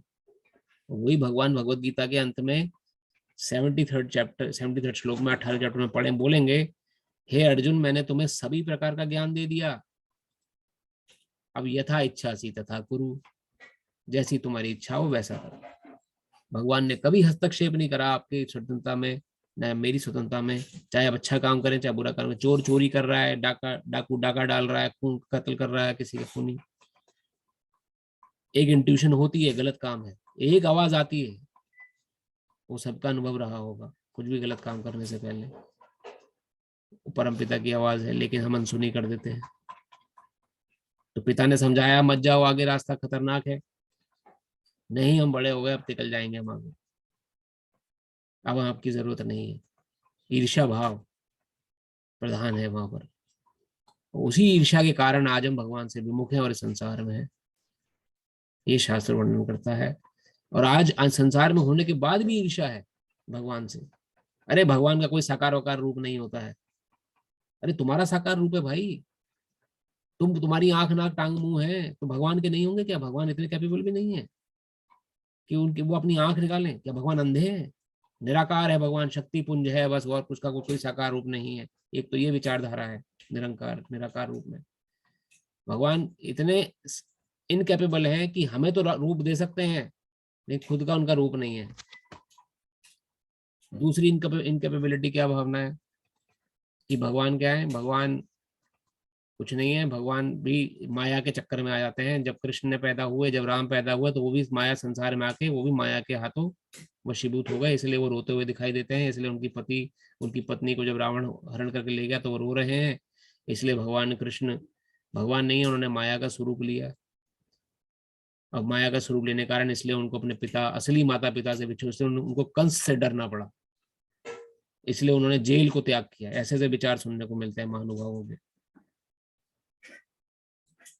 उन्होंने क्यों छोड़ा कारागृह? क्या कारण था उसका? क्यों भगवान राम विप्रलंब भाव में आए, सीता माता का हरण किया? एक भ्रकुटी के हिलने मात्र से रावण और कंस जैसे क्या उनकी औकात है भगवान के आगे? क्या भगवान उनके लिए आए थे संसार में? लेकिन हम नहीं समझते इस बात को। हम जो शास्त्र नहीं समझते हैं तो नहीं समझेंगे, कभी भी दृष्टि को भी प्राप्त नहीं कर पाएंगे कृष्ण क्यों आए थे। लेकिन जो मायावादी लोग हैं, मायावादी जो कृष्ण, जो कि ब्रह्म ब्रह्म सत्य जगत मिथ्या, इस विचारधारा के लोग हैं, जगत सब मिथ्या है। कृष्ण भी जब संसार में आया तो माया को पार नहीं कर पाए, और हम भी एक दिन भगवान, अभी अभी हम भी संसार में है तो इसलिए माया को पार नहीं कर पा रहे हैं। जब शरीर छोड़ देंगे तो हम भी भगवान के प्रकाश पुंज में समा जाएंगे और हम भी भगवान बन जाएंगे। तो ये विचारधारा वाले लोग भी हैं। तो पता ही नहीं है कि मेरा मेरा पिता कौन है, और पिता, पहले तो यही नहीं पता पिता कौन है, फिर ये भी नहीं पता मेरे पिता का नेचर क्या है, क्योंकि शास्त्र का भी अध्ययन हमने नहीं करे, वैष्णव संघ में परंपरागत ज्ञान को प्राप्त नहीं किया। तो पिता ने समझाया कि मत जाओ, हम फिर भी चल पड़े, इसलिए ईर्ष्या भाव रखते हुए संसार में आ गए और आज दुखी हैं। लेकिन फिर भी पिता ने अकेले नहीं छोड़ा, देख लिया कि मेरा बेटा मेरी अनसुनी करके मुझसे दूर जा रहा है, मुझे फिर भी इसका साथ देना है।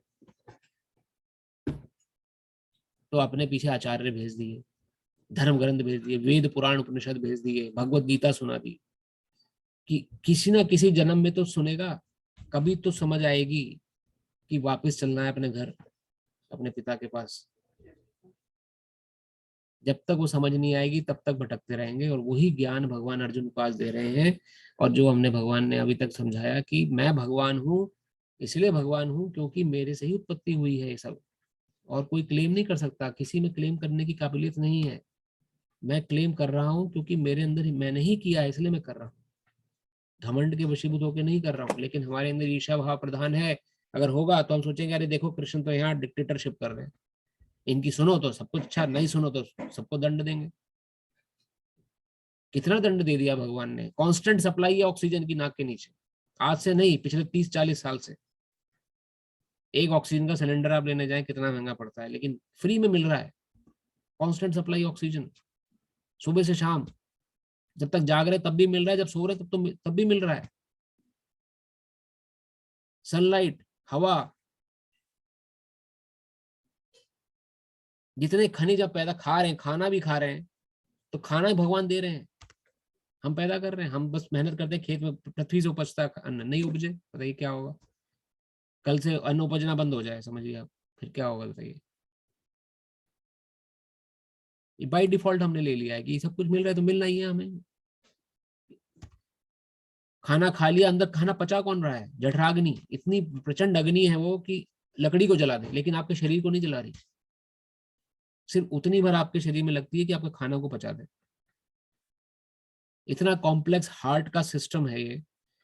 इम्प्योर ब्लड को लेके आता है, प्योर ब्लड, उस इम्प्योर ब्लड को ऑक्सीजन से कनेक्ट करता है थ्रू लंग्स, और उस इम्प्योर ब्लड को प्योर बनाता है और फिर से पंप आउट कर देता है बाहर पूरे शरीर में। कौन, किसने बनाया इतना सब विकट लॉजिक? क्या आपने बनाया? मैंने तो नहीं बनाया। ये हमें बाय डिफॉल्ट मिल गया और हम इसकी वैल्यू नहीं पता है, इसके लिए हमें, इसलिए तो हम, यही विडंबना है। शास्त्र क्या बताता है कि भगवान कृष्ण ने ये संसार जीवन दिया है हमें, तो हमें हर पल उनका धन्यवाद देना है, वो भी कम है, क्योंकि उनकी कृपा से ही जीवन चल रहा है। और ऐसा करने से हमारा ही कल्याण होगा। जितना भगवान का धन्यवाद देंगे उतना कल्याण हमारा ही होगा, क्योंकि हम उतना ही हमारे कष्टों से दूर हो जाएंगे, वहां भी हमारा ही फायदा हो रहा है। तो वही ज्ञान भगवान अर्जुन को प्रदान कर रहे हैं यहाँ पर। और अभी पिछले 12 श्लोक में भगवान ने बताया कि इस ज्ञान को मैंने कई बार दिया, लेकिन मनुष्य नाम सहस्त्रेषु, सहस्त्रों में से कोई एक व्यक्ति समझेगा इस ज्ञान को, ये हम समझ चुके हैं। एक कुंती पुत्र इसके फिर भगवान ने अब धीरे धीरे इसका ज्ञान भगवान प्रदान कर रहे हैं कि कोई एक व्यक्ति क्या ज्ञान समझेगा, परा और अपरा शक्ति। तुम पहले समझो कि तुम पराशक्ति हो, तुम आत्मा हो, तुमने इस शरीर को धारण किया हुआ, तुम इस शरीर के कष्टों से दुखी मत हो। पिता समझा रहा है कि मत दुखी हो बेफालतू में, क्यों कष्ट ले रहे हो अपने जीवन में, क्यों परेशान। हम जरा सा कष्ट में जीवन के शरीर में दुख उठाते हैं, क्यों अपने शरीर से इसको संबंधित करके चल रहे हैं। पिता बोल रहा है तुम आत्मा, तुम मेरी संतान हो, जैसे मैं सुख में हूं वैसे तुम भी सुख में हो। इस ज्ञान को आप अर्जित करें तो दुख आने बंद हो जाएंगे। दुख तब भी आएंगे, लेकिन उन दुख को फेस करने की पावर आ जाएगी फिर हमारे पास। तो वो पावर हमें भगवान यहाँ प्रदान कर रहे हैं। और अब किस प्रकार प्रदान कर रहे हैं कि अपना, कि सब कुछ भगवान से ही निकला है, ये भगवान ही हम समझ चुके हैं। जिस प्रकार जल का स्वाद भगवान है, बलवानों का बल भगवान है, जो उनकी इच्छा और उनका जो कामना और इच्छाओं से रहित बल है, जो कि किसी को बुली करने की जिनमें भावना नहीं है, उन बलवानों का बल भगवान है। कोई व्यक्ति किसी दूसरे को बुली करता है, किसी को तंग करता है, अपने बल का प्रदर्शन करता है, वो बल भगवान नहीं है। तो हर प्रकार का ज्ञान अर्जुन प्रदान कर रहे हैं। सारे गुण भगवान से प्रकट होते हैं, सतोगुण, रजोगुण, तमोगुण जो 24 घंटा हम पे लागू होते हैं वो भगवान के द्वारा प्रदत्त है। और सतोगुणी लेकिन भगवान उनके अंतर्गत नहीं आते। तो अब 13वें श्लोक से हम पढ़ते हैं। उद्देश्य है 16वां तक पढ़ने का, 4 श्लोक, जिससे कि हम इसको, इसलिए मैं फटाफट इसके अर्थ के माध्यम से आपको समझाऊंगा। त्रिगुण गुणमयैर भारवैरभि सर्वमिदं जगता मोहितं नाभिजानाति मामेभ्यः परमव्ययम्। तीनों गुण सतो रजो तमोगुण द्वारा मोहग्रस्त है सारा संसार, मुझ गुणातीत या अविनाशी को नहीं जानता। सबसे बड़ी विडंबना यही है, कोई हम अपने पिता को ही नहीं जानते। फॉर्म में फादर नेम क्या भरना है हमें पता ही नहीं है। कोई किसी के लिए निराकार है, किसी के लिए कोई है, किसी के लिए कोई है। करोड़ों वर्षों से जो वेद पुराण बोल रहे हैं, जो उपनिषद बोल रहे हैं, 4 वेद, 108 उपनिषद, 18 पुराण, 2 इतिहास, महाभारत और रामायण, ये मिला के हमारा धर्म शास्त्र समूह है। ये बोल रहा है कि कृष्ण ही भगवान है, कृष्ण ही सर्वोपरि है। ब्रह्म संहिता बोल रही है, लेकिन उस पर भी डाउट है। तो स्वयं कृष्ण भगवत गीता में बोल रहे हैं मैं ही हूँ ईश्वर, मैं ही परम पिता हूँ, तब भी हमें डाउट है। तो पिता कौन है ये नहीं जानते, ये भगवान स्वयं एडमिट कर रहे हैं। यहाँ पर देखिए भगवान की वाणी है। क्यों नहीं एडमिट हम कर पाते? क्योंकि हम तीनों गुणों में व्यस्त रहते हैं, सतो रजो तमोगुण के कारण। इनको हमने, इन जड़ माया को कस के पकड़ा हुआ है। कृष्ण की हमें कोई इच्छा नहीं है, क्यों? ईर्ष्या है उनके प्रति। वही क्यों एंजॉय करें? मैं क्यों नहीं राजा बन सकता? मैं क्यों नहीं सबसे सर्वोपरि बन सकता? तो इस ईर्ष्या भाव के कारण और अलग अलग गुणों में हमारा समावेश होता है। तो श्रीला प्रभुपाद समझाते हैं सारा संसार प्रकृति के तीनों गुणों से मोहित है। जो लोग इस प्रकार तीनों गुणों द्वारा मोहित हैं, वे नहीं जानते कि परमेश्वर कृष्ण इस प्रकृति से परे है। प्रत्येक जीव को प्रकृति के वशीभूत होकर एक विशेष प्रकार का शरीर मिलता है और तदनुसार उसे एक विशेष मनोवैज्ञानिक, मानसिक तथा शारीरिक कार्य करना होता है। प्रकृति के तीनों गुणों के अंतर्गत कार्य करने वाले मनुष्यों की 4 श्रेणियां हैं। जो नितांत सतोगुणी हैं वे ब्राह्मण हैं, जो रजोगुणी है क्षत्रिय, रजोगुणी तमोगुणी दोनों हैं वैश्य कहलाते हैं, जो नितांत तमोगुणी हैं वे शूद्र कहलाते हैं, जो इनसे भी नीचे हैं वे पशु हैं। फिर ये उपाधियां स्थायी नहीं है। मैं ब्राह्मण, क्षत्रिय, वैश्य या कुछ भी हो सकता हूँ, जो भी हो यह जीवन नश्वर है। यद्यपि ये जीवन नश्वर है और हम नहीं जान पाते कि अगले जीवन में हम क्या होंगे, किंतु माया के वश में रहकर हम अपने आप को देहात्म बुद्धि द्वारा अमेरिकी, भारतीय, रूसी या ब्राह्मण, हिंदू, मुसलमान आदि कहकर सोचते हैं। ये माया है, जैसा हमने समझा अभी। और यदि हम इस प्रकृति के गुणों में बन जाते हैं तो हम भगवान को भूल जाते हैं। विडंबना यही है कि हमने अपने को एक कैटेगराइज कर लिया कि I have born in America, तो मैं I am American. I have born in India, I am Indian. मैं और मेरा, तू और तेरा है माया का फेरा। मेरे गुरु महाराज जी वर्णन करते हैं ये माया का फेरा है। सब कुछ कृष्ण का है और मैं कृष्ण का सेवक हूँ, मुझे उनकी सेवा में लगाना है। ये भाव कब उदय होगा? जब हम तीनों गुणों से परे होंगे। अभी क्या इन्हीं गुणों में हम फंसे हुए हैं। अतः भगवान का कहना है कि सारे जीव प्रकृति के इन तीनों गुणों द्वारा मोहित होकर ये नहीं समझ पाते कि संसार की पृष्ठभूमि में भगवान ही है जो सारा कार्य कर रहे हैं। जीव कई प्रकार से, यथा मनुष्य, देवता, पशु आदि, और इनमें से हर एक प्रकृति के वश में है और ये सभी दिव्य पुरुष भगवान को भूल चुके हैं। जो रजोगुणी और तमोगुणी, यहाँ तक कि जो सतोगुणी भी है, वे भी परम सत्य के निर्विशेष ब्रह्म स्वरूप में आगे नहीं बढ़ पाते। वो भी भरमाए हुए हैं। सतोगुणी व्यक्ति, अरे अच्छा भगवान, मैं ओल्ड एज होम्स खोल देता हूँ या मैं खूब पैसा दान देता हूँ, मंदिर में अपनी बेंचेस लगवा देता हूँ, वहां पे लिख दूंगा अग्रवाल परिवार द्वारा दिए गए 3 पंखे दान किए गए, इससे भगवान खुश हो जाएंगे। दुर्गा जी के मंदिर में लगवा दिए, गणेश जी के मंदिर में लगा दिए, गणेश जी भगवान होंगे तो गणेश जी खुश हो जाएंगे, दुर्गा जी भगवान होंगे तो दुर्गा जी खुश हो जाएंगी। हमें पता ही नहीं, हम बस सतोगुण में कार्य तो कर रहे हैं, पर क्यों कर रहे हैं, क्या उद्देश्य है, उसका ज्ञान न होने कारण ये विडंबना बनी हुई है। भगवान ने वर्णन कर रहे हैं। सतोगुणी व्यक्ति भी नहीं समझ पाते। वे सब भगवान के साक्षात स्वरूप के समक्ष संभ्रमित हो जाते हैं, जिसमें सारा सौंदर्य, ऐश्वर्य, बल, ज्ञान, त्याग भरा है। अब भगवान के साक्षात स्वरूप भी होगा, इसमें भ्रमित हो गए तो निराकार समझते हैं भगवान को। जब सतोगुणी तक इस स्वरूप को नहीं समझ पाते तो उनसे क्या आशा की जाए जो रजोगुणी और तमोगुणी है, जो बेचारे डरे हुए हैं, या जो रजोगुणी है जो परिवार के लिए ही कार्य कर रहे हैं, या जो बस दिन रात 8 घंटे से अपनी जीवन का उद्देश्य ही समझते हैं कि मेरी काम ही यही है बस करना, एक पशु के समान जीवन जीना और उसी के समान अपने जीवन का त्याग कर देना। वो रजोगुणी और तमोगुणी स्वभाव के व्यक्ति के लिए तो बहुत दूर की बात है भगवान को समझना। कृष्ण भावनावत प्रकृति के तीनों गुणों से परे है। जो लोग निस्संदेह कृष्ण भावना में स्थित हैं वे ही वास्तव में मुक्त हैं। जो कृष्ण भावनामृत में व्यक्ति स्थित है वो सब देख रहा है अपनी आंखों से, उसको दिखता है कि ये सब सतोगुण रजोगुण और तमोगुण किस प्रकार जीवन पे प्रभाव डाल रहा है, किस प्रकार जीवन को सिर्फ समय अपव्यय हो रहा है, खाली हम ज्ञान के अभाव के कारण, जो ज्ञान हमें नहीं मिला तो वो इससे बचा हुआ है जो कृष्ण भावना भावित है। क्योंकि कृष्ण भावना भावित स्थिति जो है, भक्तिमय स्थिति जो है, वो इन तीनों गुणों से परे है। सतोगुण से ही परे है, रजोगुण से ही परे है, तमोगुण से ही परे है। जो कृष्ण भावना व्यक्ति होता है वो शुद्ध सतोगुण में स्थित होता है। अब भगवान यहाँ पे अपनी माया की परिभाषा दे रहे हैं। माया कैसी होती है? खतरनाक। देवी हैसा गुणमयी मम माया दुरत्तया मामेव में प्रपद्यन्ते माया में ताम तरन्ति ते। प्रकृति के तीनों गुणों वाली इस मेरी दैवी शक्ति को पार कर पाना बड़ा कठिन है, किंतु जो मेरे शरणागत हो जाते हैं वे सरलता से इसे पार कर लेते हैं। इस माया को अपने बलबूते पे आप पार नहीं कर पाएंगे। माया क्या है? सतोगुण तीनों गुणों के से अगर पार जाना है तो अल्टीमेट हमारे लिए क्या रास्ता बचा है? कृष्ण की शरण। हे कृष्ण, सब कुछ आपका है, जो मेरे से एसोसिएटेड है सब आपने दिया है, ये सब आपकी सेवा के निमित्त मैं करूंगा। जो कृष्ण के बारे में हमेशा सुबह शाम सोचता है, उनकी सेवा में लगता है, कृष्ण की प्रसन्नता के लिए कार्य करता है, वो कृष्ण की शरण में है।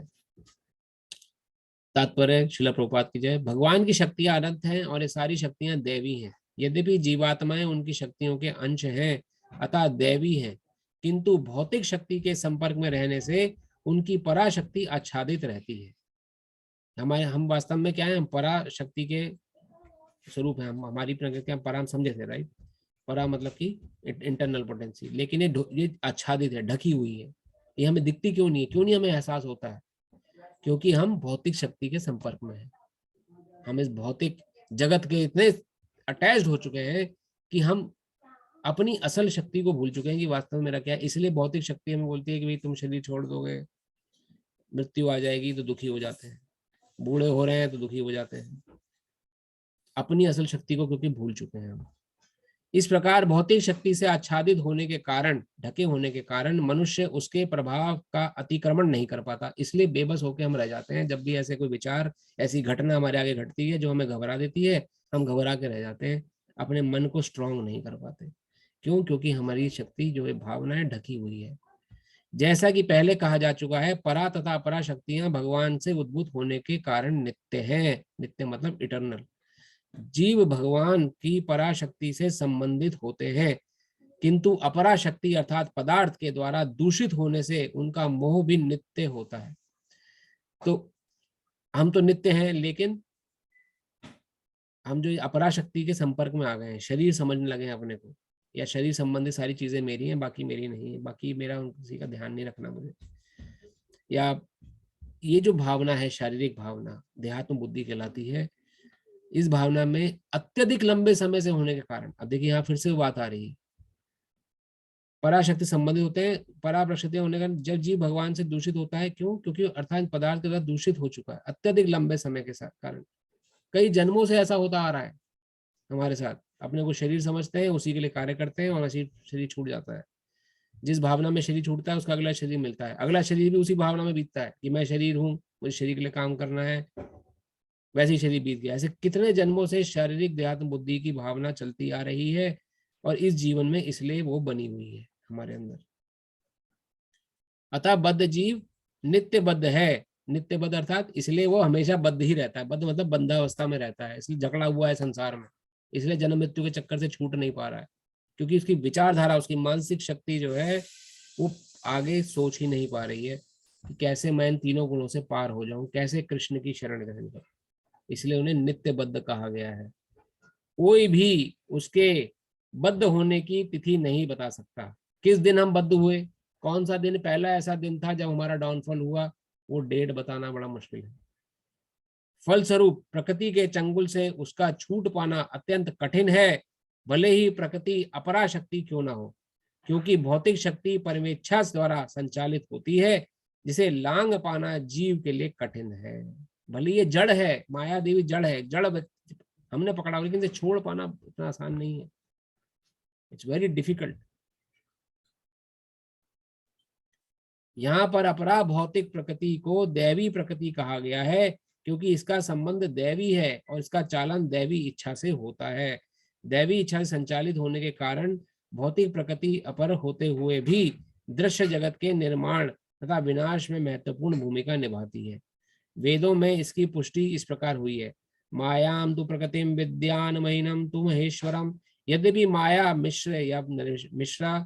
यद्यपि माया मिथ्या या नश्वर है, किंतु माया की पृष्ठभूमि में परम जादूगर भगवान है, जो परम नियंता महेश्वर है। श्वेतेश्वर उपनिषद। तो ये शक्ति भगवान की ही शक्ति है, माया। अब कोई पूछ सकता है, भगवान अगर हमें बुलाना चाहते हैं तो उन्होंने शक्ति क्यों बनाई, माया शक्ति क्यों बना दी उन्होंने, क्यों नहीं बनाते? भगवान ने जब भेजा है, उन्हीं की माया हमें भरमा रही है। तो ये हमारा जो हमें स्वतंत्रता प्राप्त है, उसका एक माइन्यूट टेस्ट है। तो समझे आप कि हम कितना अपने भगवान उन्मुख हुए हैं। अगर हम अभी भी माया के द्वारा प्रभावित हो रहे हैं, तो मतलब हम कृष्ण को नहीं देख रहे। तो इस माया शक्ति का होना भी बहुत जरूरी है, क्योंकि ये नित्य प्रति हमारा टेस्ट लेती है और उसके रिजल्ट भगवान तक पहुंचाती है। देखिए, आज मैंने इसको प्रलोभन दिया कि भगवत गीता क्लास में मत जाओ, और वो उस प्रलोभन में फंस गए, टेस्ट फेल हो गया। वही माया शक्ति फिर से रिजल्ट पहुंचाती है भगवान तक। देखिए, मैंने आज इन माता जी को प्रलोभन दिया, भगवत गीता क्लास में मत जाओ, इतने सारे इंपॉर्टेंट काम है, संडे का दिन है, 1 घंटा अपना अच्छे से कोई अच्छा मूवी देख लो, परिवार के साथ बिता लो। लेकिन माया देवी ने मुझे लेकिन माता जी ने मुझे झटक दिया, नहीं मैं भगवत गीता क्लास में जाऊंगी। पास हो गए, ये रिजल्ट पहुंच गया भगवान तक। ये नित्य प्रति हमारा टेस्ट जो हो रहा है, कितने हम भगवान उन्मुख होते हैं, कितने भगवान विमुख होते हैं, हर पल हर क्षण वो निर्धारित करता है कि मैं मेरा कितना उत्थान हुआ है, मैं कितना माया से भी जकड़ा हुआ हूं। गुण का दूसरा अर्थ रस्सी रज्जू है। इससे समझना चाहिए कि बद्ध जीव मोह रूपी रस्सी से जकड़ा हुआ है। यदि मनुष्य के हाथ पैर बांध दिए जाएं, तो वह उसमें को छुड़ा नहीं सकता। उसकी सहायता के लिए कोई ऐसा व्यक्ति चाहिए जो बंधा ना हो, इसलिए गुरु की आवश्यकता पड़ती है। हम सभी तो बद्ध हैं, हमें कौन बचाएगा? हम बंधा हुआ व्यक्ति दूसरे बंधे व्यक्ति को नहीं खोल सकता। ऐसा व्यक्ति चाहिए जिसके हाथ पैर खुले हों। चूंकि एक बंधा हुआ व्यक्ति दूसरे बंधे व्यक्ति की सहायता नहीं कर सकता, अतः रक्षक को मुक्त होना चाहिए। अतः केवल कृष्ण या उनका प्रामाणिक प्रतिनिधि गुरु ही बद्ध जीव को छुड़ा सकते हैं। गुरु की बात आगे देखें, अब कितनी प्रमुख भूमिका है गुरु की हमारे जीवन में, क्योंकि गुरु ही एक ऐसे हैं जो हमें इस बद्ध जीवन से छुड़ा सकते हैं, जो हमें उचित ज्ञान प्रदान कर सकते हैं, और हम इस बद्ध जीवन से मुक्त हो सकते हैं। बिना ऐसी उत्कृष्ट सहायता के भवबंधन से छुटकारा नहीं मिल सकता। या तो भगवान के हेतु कृपा हो जाए, या अपने कोई गुरु सदगुरु की प्राप्ति हो जाए, जिससे कि हम अपने उच्च ज्ञान को लेके भगवान उन्मुख हो सकें। भक्ति या कृष्ण भावनामृत इस प्रकार के छुटकारे में सहायक हो सकता है। कृष्ण भावनामृत जो है वो सहायक है। कृष्ण माया के अधीश्वर होने के नाते इस दुर्लंघ शक्ति के आदेश दे सकते हैं कि बद्ध जीव को छोड़ दे। अब कृष्णमय क्यों होना चाह रहे हैं हम? क्योंकि माया कृष्ण की शक्ति है और हम कृष्ण के भक्त हैं। तो भगवान कृष्ण अपनी शक्ति को निर्देश दे सकते हैं कि इस जीव को तंग नहीं करना, अब इसके पीछे नहीं पड़ना बिल्कुल भी, अब क्योंकि अब ये मेरी शरण में आ गया है, यह मेरी शरण में आ गई है। इसलिए भगवान की शरण लेना जितना जल्दी हो संभव हो जाए उतना अच्छा है। उस दिन से माया देवी तंग नहीं करती है। माया देवी का तंग करना क्या है? संसारिक मोह, संसारिक आकर्षण, संसारिक दुख कष्ट जो है, ये माया के हथियार है जो हमें विचलित कर देता है हमारे मार्ग से। हम नहीं सोच पाते कि हमारे लिए क्या करना उचित है, क्या उचित नहीं है। लेकिन जिस दिन भगवान की शरण ले लेते हैं उस दिन भगवान, यहाँ वर्णन हो रहा है कि भगवान आदेश देते हैं दुर्लंघ शक्ति को, आदेश दे सकते हैं कि बद्ध जीव को छोड़ दो। वे शरणागत जीव पर अहेतु कृपा या वात्सल्यवशी जीव को मुक्त किए जाने का आदेश देते हैं, क्योंकि जीव मूलतः भगवान का प्रिय पुत्र है। हम वास्तव में कौन है? हमारे पिता के पास हम जाना चाह रहे हैं, कोई हमें रोक रहा है तो पिता काबिलियत है, वो हमें बचा सकता है हर बुराई से।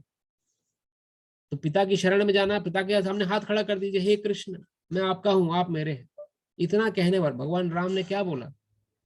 आपने रामायण में सुना होगा, कोई इतना कह देता है हे राम मैं आपका हूं, आप मेरे हैं, बस इतना काफी है। भगवान कहते हैं मैं उसका पूरा बीड़ा उठा लेता हूं, करके तो देखें आप। हे राम आप मेरे हैं, मैं आपका हूं, मेरा और कोई नहीं है। यही कृष्ण के साथ है। अब पिता के सामने कोई पुत्र बोले कि पिता आप मेरे हो, मुझे बचा लो इससे, तो क्या पिता वहीं खड़ा रहेगा? बचाएगा नहीं। वही भगवान कह रहे हैं क्योंकि प्रिय पुत्र हैं भगवान के, अतः निष्ठुर माया के बंधन से मुक्त होने का एकमात्र साधन है भगवान के चरण कमलों की शरण ग्रहण करना, और कोई साधन नहीं है। किसी तरह से हम नहीं बच पाएंगे। नहीं तो मामेव पद भी अत्यंत सार्थक है। माम का अर्थ है एकमात्र कृष्ण विष्णु को, ब्रह्मा या शिव को नहीं। यद्यपि ब्रह्मा तथा शिव अत्यंत महान है और पराया विष्णु के ही समान है, किंतु ऐसे रजोगुण तथा तमोगुण के अवतारों के लिए संभव नहीं कि वे बद्ध जीव के को माया के चंगुल से छुड़ा सकें। शिव जी, ब्रह्मा जी रिस्पेक्टेबल है हमारे लिए, और स्वयं उनकी कृपा से कृष्ण भक्ति नहीं मिल सकती, लेकिन माया के चंगुल से छुड़ा पाना उनके लिए भी संभव नहीं। ऐसी अनगिनत घटनाएं हैं शास्त्र में। भगवान की माया इतनी प्रचंड है, मोहिनी रूप से भगवान शिव जी को आकर्षित कर लिया उन्होंने। जिस मोहिनी ने सागर मंथन के दौरान अमृत पान कराया था विष्णु को, देवताओं को, और लेकिन शिव जी इतने महान भक्त हैं, उनकी कृपा मिले बिना कृष्ण भक्ति नहीं मिल सकती। ऐसा हमें शास्त्र जो कि बृहद भागवतमृत है उसमें वर्णन मिलता है, किस प्रकार गोप कुमार जो हमका वर्णन है, शिव जी कृपा प्राप्त करके सदा शिव कृपा, और बहुत जल्दी प्रसन्न हो जाते हैं शिव जी, इसलिए उनका नाम आशुतोष है। और उनसे सिर्फ हमें एक ही वरदान मांगना चाहिए कि कृष्ण के मैं उन्मुख हो जाऊं, कृष्ण के मेरा पूरा जो ध्यान है वो कृष्ण भक्ति में लग जाए। भोलेनाथ, मुझे संसार का कुछ नहीं चाहिए। तो ये भगवान कृष्ण की शरण में जाना होता है। और देवी देवताओं से हम सहायता ले सकते हैं, लेकिन देवी देवता या शिव जी तक हमें मुक्त नहीं करा सकते इस माया से, क्योंकि माया वास्तव में कृष्ण या विष्णु की शक्ति है, तो उनकी शरण हमें लेनी पड़ेगी। सिंपल कॉन्सेप्ट है। दूसरे शब्दों में ब्रह्मा तथा शिव दोनों ही माया के वश में रहते हैं, केवल विष्णु ही माया के स्वामी है। विष्णु जी का हमने सुना, शिव जी का हमने सुना किस प्रकार मोहिनी आकर्षण से वो आकर्षित हुए, और ब्रह्मा जी भी माया द्वारा भ्रमित कितनी बार हो चुके हैं। ब्रह्म विमोहन लीला हमने सुनी थी पिछली बार, आपका ध्यान है कि नहीं, कैसे माया द्वारा उन्होंने भगवान कृष्ण को एक साधारण पुरुष, साधारण बच्चा समझ लिया था। तो उसकी कथा कभी हम आपको बताएंगे, लेकिन यहाँ भगवद गीता वर्णन कर रही है कि ब्रह्मा तथा शिव दोनों ही माया के वश में रहते हैं, केवल विष्णु ही माया के स्वामी हैं, अतः वे ही बद्ध जीव को मुक्त कर सकते हैं। कृष्ण और विष्णु में कोई अंतर नहीं है। कृष्ण ही विष्णु है, विष्णु ही कृष्ण है। अंतर सिर्फ कलाओं का कुछ उसमें आता है, लेकिन हमारे लिए कोई अंतर नहीं है, उनमें दोनों समान है। वेदों में श्वेताक्षर उपनिषद 3 अध्याय के 8वें श्लोक में इसकी पुष्टि मिली है, तमेव विदित्वा के द्वारा हुई है, जिसका अर्थ है कृष्ण को जान लेने पर ही मुक्ति संभव है। शिव जी भी पुष्टि करते हैं कि केवल कृष्ण कृपा से मुक्ति प्राप्त की जा सकती है। मुक्ति प्रदाता सर्वेशाम विष्णु रेव न संशय, अर्थात इसमें संदेह नहीं कि विष्णु ही सबों के मुक्तिदाता है। इस शिव जी के मुखारविंद से, श्रीमुख से वर्णित हुआ है। और शिव जी एक जगह और वर्णन कर रहे हैं, जब उन्होंने परम पूज्य शंकराचार्य जी का रूप धारण किया था, उन्होंने क्या बोला था, भज गोविंदम गोविंदम भज मूढ़मते पुनरपि जननम पुनरपि मरणम। हे मूर्ख, गोविंद का भजन कर। पुनरपि जननम पुनरपि मरणम, तू बार बार जन्म ले रहा है, बार बार मर रहा है। पुनरपि जननम पुनरपि मरणम पुनरपि जननी जठरे शरणम, बार बार माता की जठर गर्भ में आके उल्टा टंग रहा है। यही संसारे खल दुस्तारे कृपा है पाहे पाहे मुरारी। ये संसार खल दुस्तार संसार है, पग पग पर यहाँ विद्या है, पदम पदम विपदाम, कौन सी विपदा कब खड़ी हो जाए हमें नहीं पता है। जितनी जल्दी हो मुरारी की शरण ले ले। कृपा है पाहे पाहे मुरारी। भगवान कृष्ण का एक नाम मुरारी भी है, क्योंकि उन्होंने मुर नाम के राक्षस का वध किया था जब वो नरकासुर से युद्ध करने जा रहे थे। किस प्रकार उन्होंने 16,000 राजकुमारियों को बंदी घर से छुड़ाया था, तो मुरारी उनका नाम पड़ा। स्वयं शिवजी वर्णन कर रहे हैं। तो हमें इन वैष्णवों की, महान देवताओं की बातों को अनसुना नहीं करना चाहिए। ये बहुत ही हमारे लिए दुर्लभ है। तभी हम इस संसार की माया से, संसार के दुखों से, दुख जितने भी हमारे जीवन में कष्ट हैं, परेशानियां हैं, ये वास्तव में माया के सूचक है। इनसे हम कब मुक्त हो सकते हैं? जब हम कृष्ण की शरण में हों, तब कृष्ण बुद्धि प्रदान करेंगे। स्वयं भगवगीता भगवान कहते हैं, आगे कहेंगे, हम पढ़ेंगे इसको, अहम ददाति बुद्धि योगम, शरण मेरी ले ली, अब क्या होगा? अब मैं तुम्हें बुद्धि प्रदान करूंगा, कैसे तुम्हें जीवन जीना है। अहम ददाति बुद्धि योगम तम।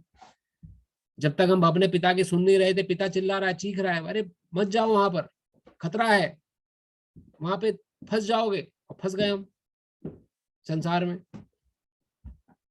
अब भगवान ने कहा कि अब तो अब भी सुन लो मेरी बात। अब भी हम जितना देर से सुनेंगे उतना देर से हमारा कल्याण होगा। सुनेंगे जरूर, पिता के पुत्र हैं, हमारा पिता एकदम सर्वशक्तिशाली है, होगा कुछ नहीं हमारा। एक ना एक दिन तो पिता के पास जाना ही है। इस जन्म में नहीं तो 10 जन्म बाद, 10 नहीं तो 100 जन्म बाद, 100 नहीं तो 2000 जन्म बाद। इंटेलिजेंस क्या कहती है? जितना जल्दी हो पहुंच जाए। जाना तो है ही, जा तो उसी दिशा में रहे, चाहे भक्ति करें चाहे ना करें। ये भी शास्त्र वर्णन करता है। तो अगले 2 श्लोक जो है वो संक्षिप्त में लूंगा, फिर कथा को हम विराम देंगे। इसको हम थोड़ा सा वर्णित पहले भी कर चुके थे कि इतना सुनने के बाद भी कौन से व्यक्ति ऐसे हैं जो भगवान की शरण नहीं लेते। इतना कुछ सुन लिया, भगवान की शरण लेनी चाहिए, भगवान की कृपा से ही माया की प्राप्ति हो सकती है। उसमें भगवान अगले वर्णन कर रहे हैं, नमाम दुष्कृतो मूढ़ा न नरा न प्रपदन्ते नराधमा माया अपरत ज्ञानम आसुरम भावम भाषिता। ये 4 प्रकार के व्यक्ति हैं जो इतना सुनने के बाद भी मेरी शरण नहीं लेते।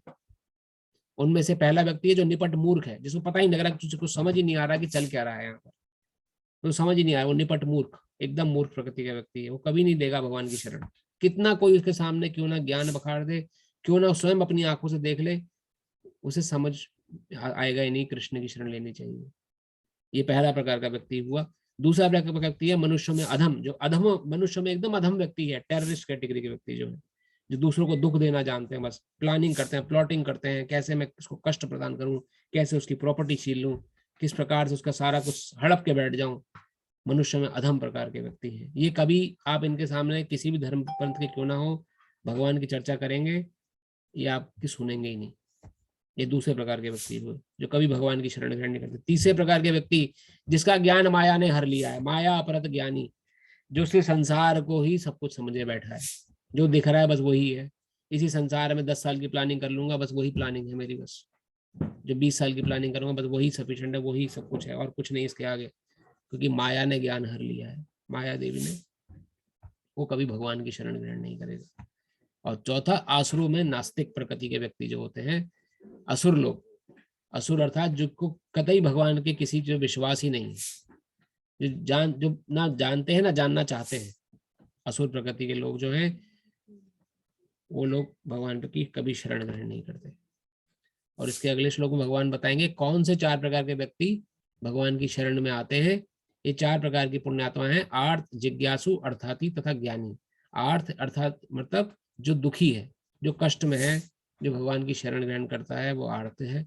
जिज्ञासु, जिसको जानना है कि चल क्या रहा है संसार में, कैसे संसार काम कर रहा है, कैसे सूर्य अपने समय पर उग रहा है, कैसे पृथ्वी गोल है, कैसे पृथ्वी घूम रही है, ये कौन चला रहा है। ये जिज्ञासु, जानने की प्रवृत्ति वाला व्यक्ति भगवान की शरण जाता है। अर्थार्थी, जिसको पैसे की आवश्यकता है, जो पैसे की तंगी अवस्था में, वो भगवान की शरण में जाता है। और ज्ञानी, जिसको ज्ञान हो गया है, जो ज्ञानी है कि इसको चला, इस संसार को चलाने वाली कोई शक्ति है, वो सर्वोपरि है, उसकी शरण में हमें रहना चाहिए, वह व्यक्ति भगवान की शरण में जरूर जाएगा।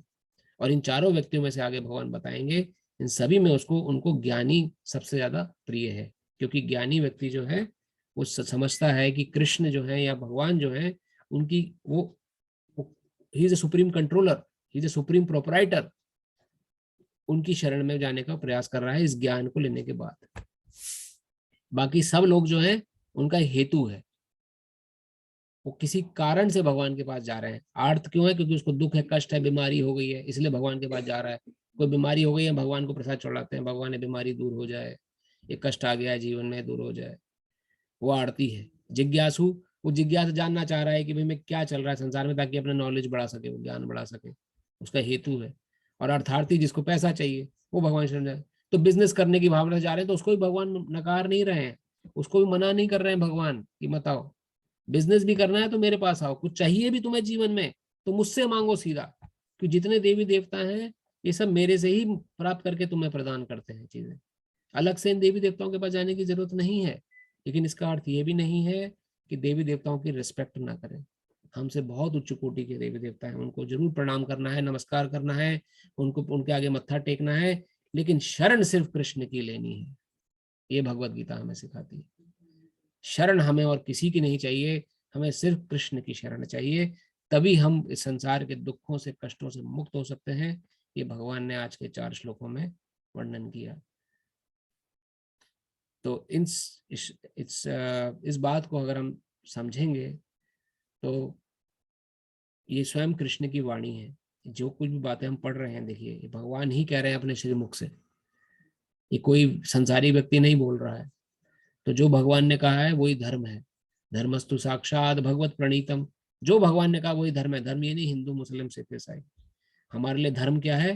कृष्ण, एकलव कृष्ण, उन्हीं की शरण हमें लेनी है, रिस्पेक्ट सबकी करनी है, और भगवान से कोई बिजनेस नहीं करना। ये हम आगे समझेंगे इस श्लोक के बाद। अभी भगवान ने यहाँ तक बताया कि पहले तो ये दुर्गम बहुत है, सहस्त्रों मनुष्यों में से कोई एक व्यक्ति इस ज्ञान को समझेगा, उसमें से उस एक छटे हुए व्यक्ति को जो ज्ञान समझ में आएगा, वो इन 4 कैटेगरी में होना बहुत जरूरी है, तब वो मेरी शरण में आएगा। पहली बात तो शरण में नहीं आएंगे, माया ही उसको भरमा देगी, माया के ही चक्कर में इतना पड़ जाएगा कि वो इस संसार में गोल गोल घूम जाएगा।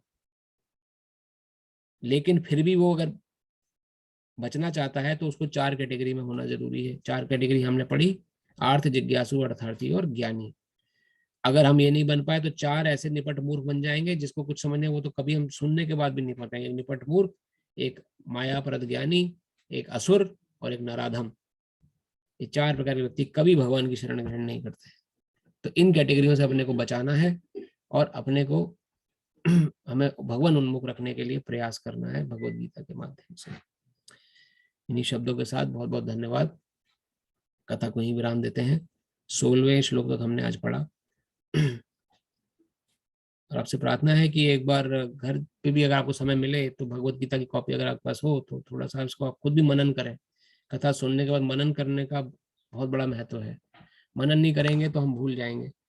तो मनन करके आप समझें कि अगर प्रश्न अभी हैं तो अभी पूछ सकते हैं, बाद में कोई प्रश्न आपके मन में आता है तो आप व्हाट्सएप मैसेज कर सकते हैं, तो हम डिस्कस कर सकते हैं, फोन पे बात कर सकते हैं। मेन उद्देश्य ये है कि कथा का रिजल्ट ये हो कि आपको समझ में आए भगवत गीता और आप और आगे इसका प्रचार कर सकें, और जो लोग दुखी हैं उनका कल्याण हो सके, क्योंकि संसार में तो सभी लोग भटकने के लिए ही बैठे हैं। हरे कृष्णा। कोई प्रश्न हो आपका अभी तो हम ले सकते हैं। हरे कृष्ण प्रभु जी। हरे कृष्णा माता जी।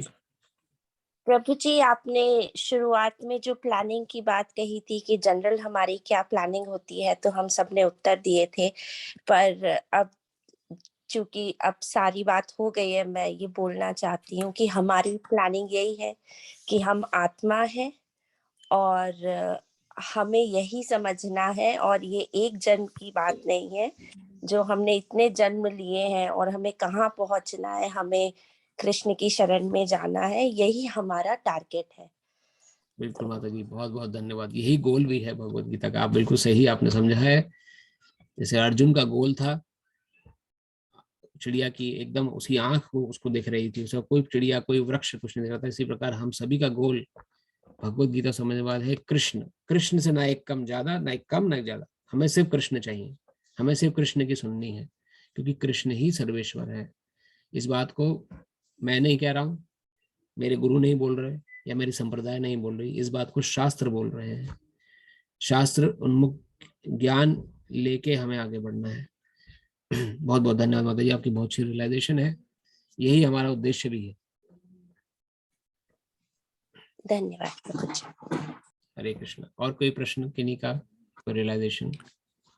हरे कृष्णा प्रभु जी। हरे कृष्ण प्रभु। मतलब पता नहीं मुझे पूछना चाहिए या नहीं, बट एक संचय है तो वही है कि मतलब इसलिए पूछ रहा हूँ कि जैसे मैं देखता हूँ और कई बार हम करते भी हैं ऐसा अपने जीवन में भी, कि हम हर इंसान जैसे फ्यूचर का प्लानिंग कर रहा है, अपने बच्चों के फ्यूचर की सोचता है, उसी में लगा रहता है। जैसे कुछ हम इंडिया से यहाँ भी पलायन कर गए, लेकिन हर इंसान अपने बच्चों के लिए तो सोच रहा है, लेकिन कहीं ना कहीं वो कुछ, मैं सबको नहीं कहूँगा, मतलब वो अपने माता पिता जिन्होंने, जब हम बच्चे थे उन्होंने सब कुछ सेक्रीफाइस किया, लेकिन कई बार हम अपनी लाइफ में इतना इन्वॉल्व हो जाते हैं, हम अपना सुख में इतना हो जाते हैं, सिर्फ बच्चों का सोचते हैं, तो हम अपने पेरेंट्स का भी सोचना बंद कर देते हैं।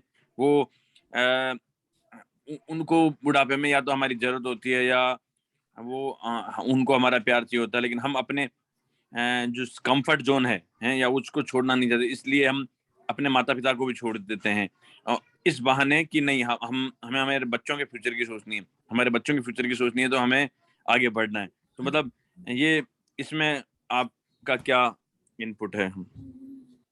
बहुत अच्छा प्रश्न है प्रभु। इसका बस मैं जो समझता हूँ मैं आपको बताता हूँ कि आप जो किसी का भी सोच रहे हैं, पहली बात तो हम सोच के भी, हम सोचते जरूर हैं, लेकिन कितना वो अमल हो पाता है वो हमारे कंट्रोल में नहीं है।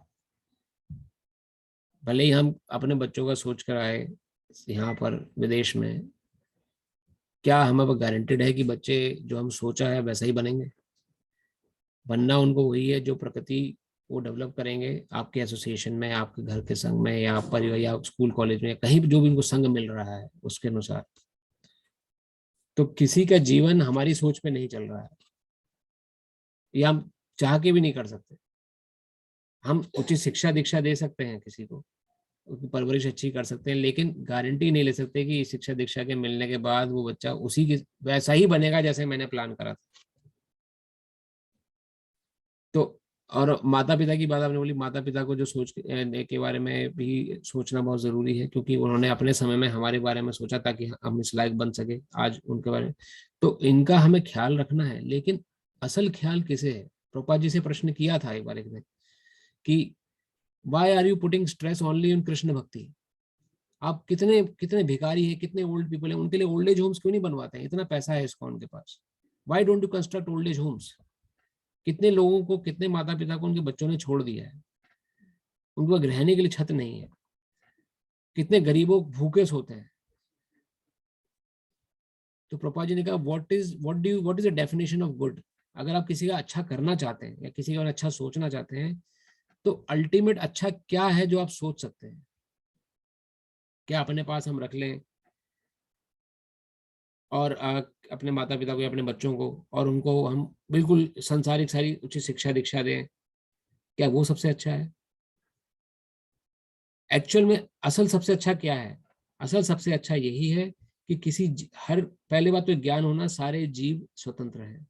आप अपने आप में एक स्वतंत्र वृष्टि आत्मा है, आपकी माता अपने आप में एक अलग सृष्टि आत्मा है, पिता अलग आत्मा है, आपके बच्चे अपनी अलग अलग वो भी आत्माएं हैं। अपने कर्मों के अनुसार जीवन जीते हुए आ रहे हैं वो भी और आप भी। कई जन्म उनके भी हो चुके हैं, कई जन्म आपके भी हुए हैं।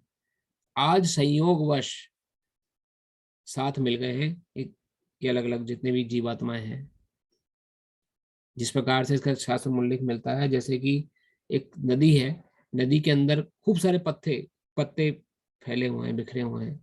कोई नदी की लहर आती है तो कुछ पत्ते आपस में जुड़ जाते हैं आके और साथ साथ बहने लगते हैं। कुछ समय तक साथ साथ बहते हैं, फिर से कोई नदी की लहर आती है, वो उनको फिर से अलग कर देती है। पत्ते थे पहले से नदी में,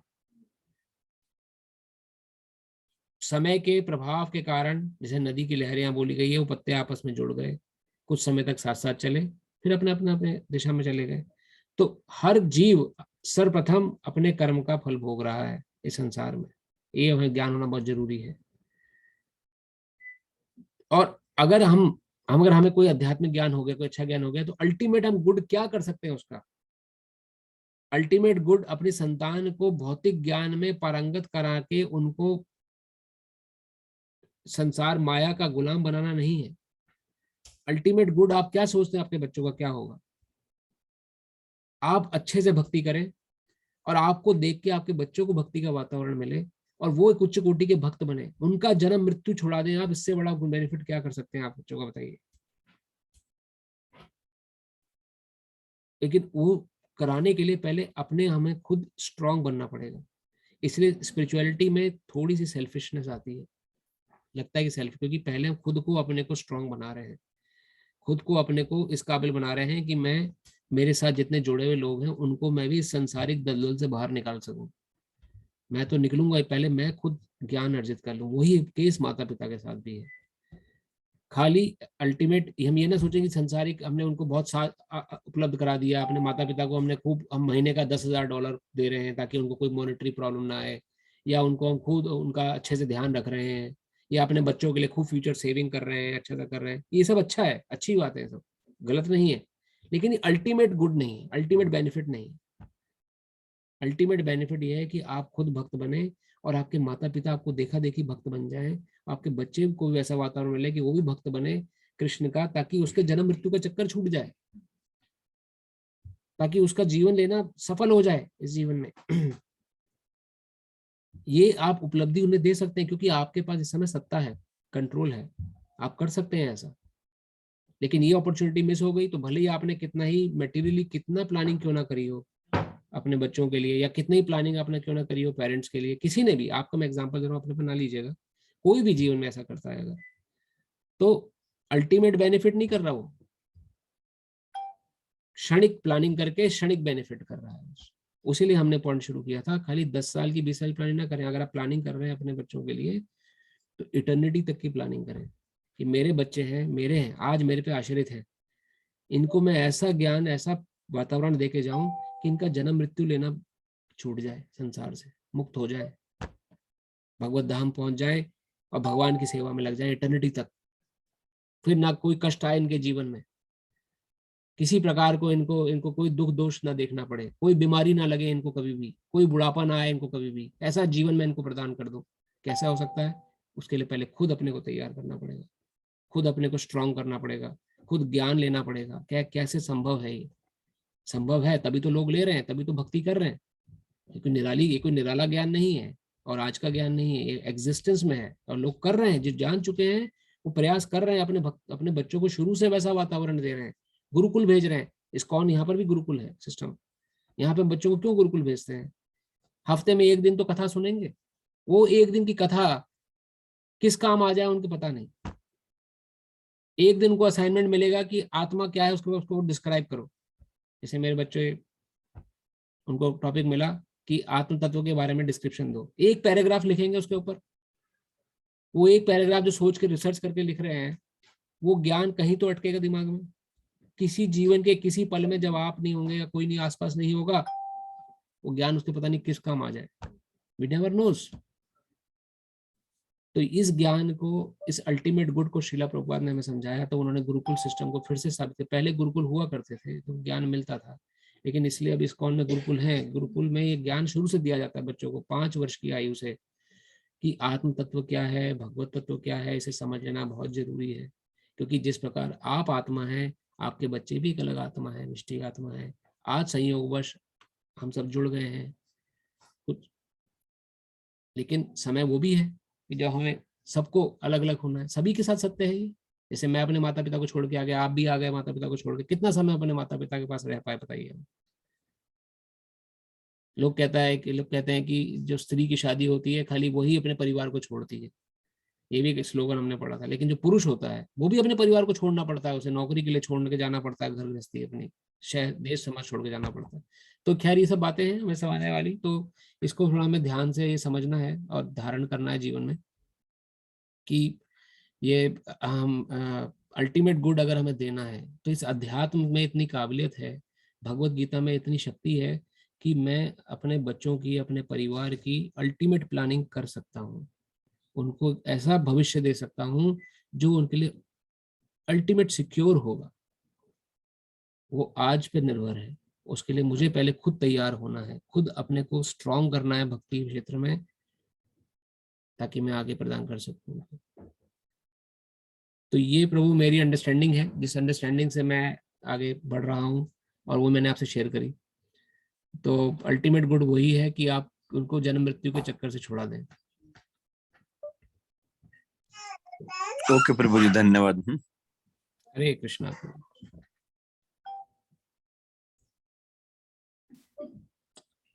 और कोई प्रश्न किसी का? मैं जानता हूँ 11 बज गए, लेकिन कोशिश रहती है मेरी कि 11 ना बजे, लेकिन बज ही जाते हैं। हरे कृष्णा प्रभु जी। हरे कृष्णा माता जी। कोई प्रश्न है संगीता माता जी आपका? नहीं प्रभु जी, सबका उत्तर सुन के समस्या का समाधान होता चला जाता है, सब प्रश्न पूछते हैं तो। चलिए, अच्छा है। तो अगर कोई प्रश्न नहीं तो कथा को हम यही विराम देते हैं। आप सभी का बहुत बहुत धन्यवाद। कोशिश मेरी ये रहती है बहुत मन से कि मैं 10:30 तक कथा को विराम दे दूं, लेकिन इतना हम हफ्ते में एक बार मिलते हैं तो मन में ये भी होता है कि आपको पर्याप्त सभी ज्ञान मिल सके, जो कि गुरु वैष्णव कृपा से हमें प्राप्त हुआ। तो 1 घंटा 1.5 थोड़ा कम लगता है। इसमें प्रभु जी एक जस्ट एक सजेशन कि हम जैसे गीता भी पूरा प्रश्न उत्तर ही है, तो हम हमारे सेशन में भी प्रश्न उत्तर के लिए थोड़ा समय बचा के रखें, तो मतलब जी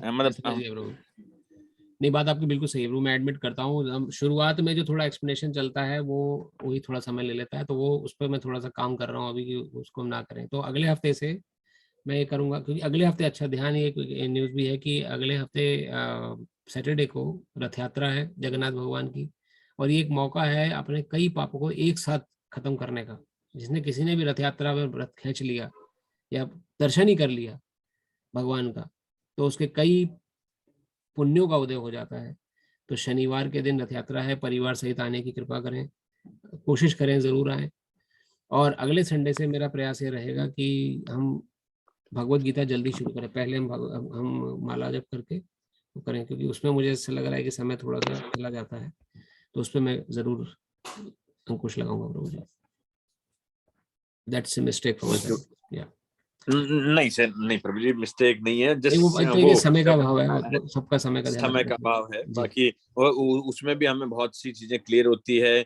और वही है, आपसे प्रश्न इसलिए पूछा जाता है कि आप काफी समय से अध्ययन कर रहे हैं, तो हमारे जो संचय है वो डाउट क्लियर होते हैं, इसलिए मैं प्रश्न पूछता हूँ। तो उसको मैं ऐसे ही करूँगा, पहले हम फिर शुरू का जो प्रोसेस है 9 बजे से 9:15 तक हम भगवगीता स्टार्ट कर दें, जिससे कि भगवगीता भी थोड़ा हमारा स्लो रेट पे चल रही है अभी। आज 16 श्लोक हुए हैं, थोड़ा लंबा सफर तय करना है, तो इसलिए थोड़ा सा उसमें स्पीड लेंगे अगले हफ्ते से, and I will work on it.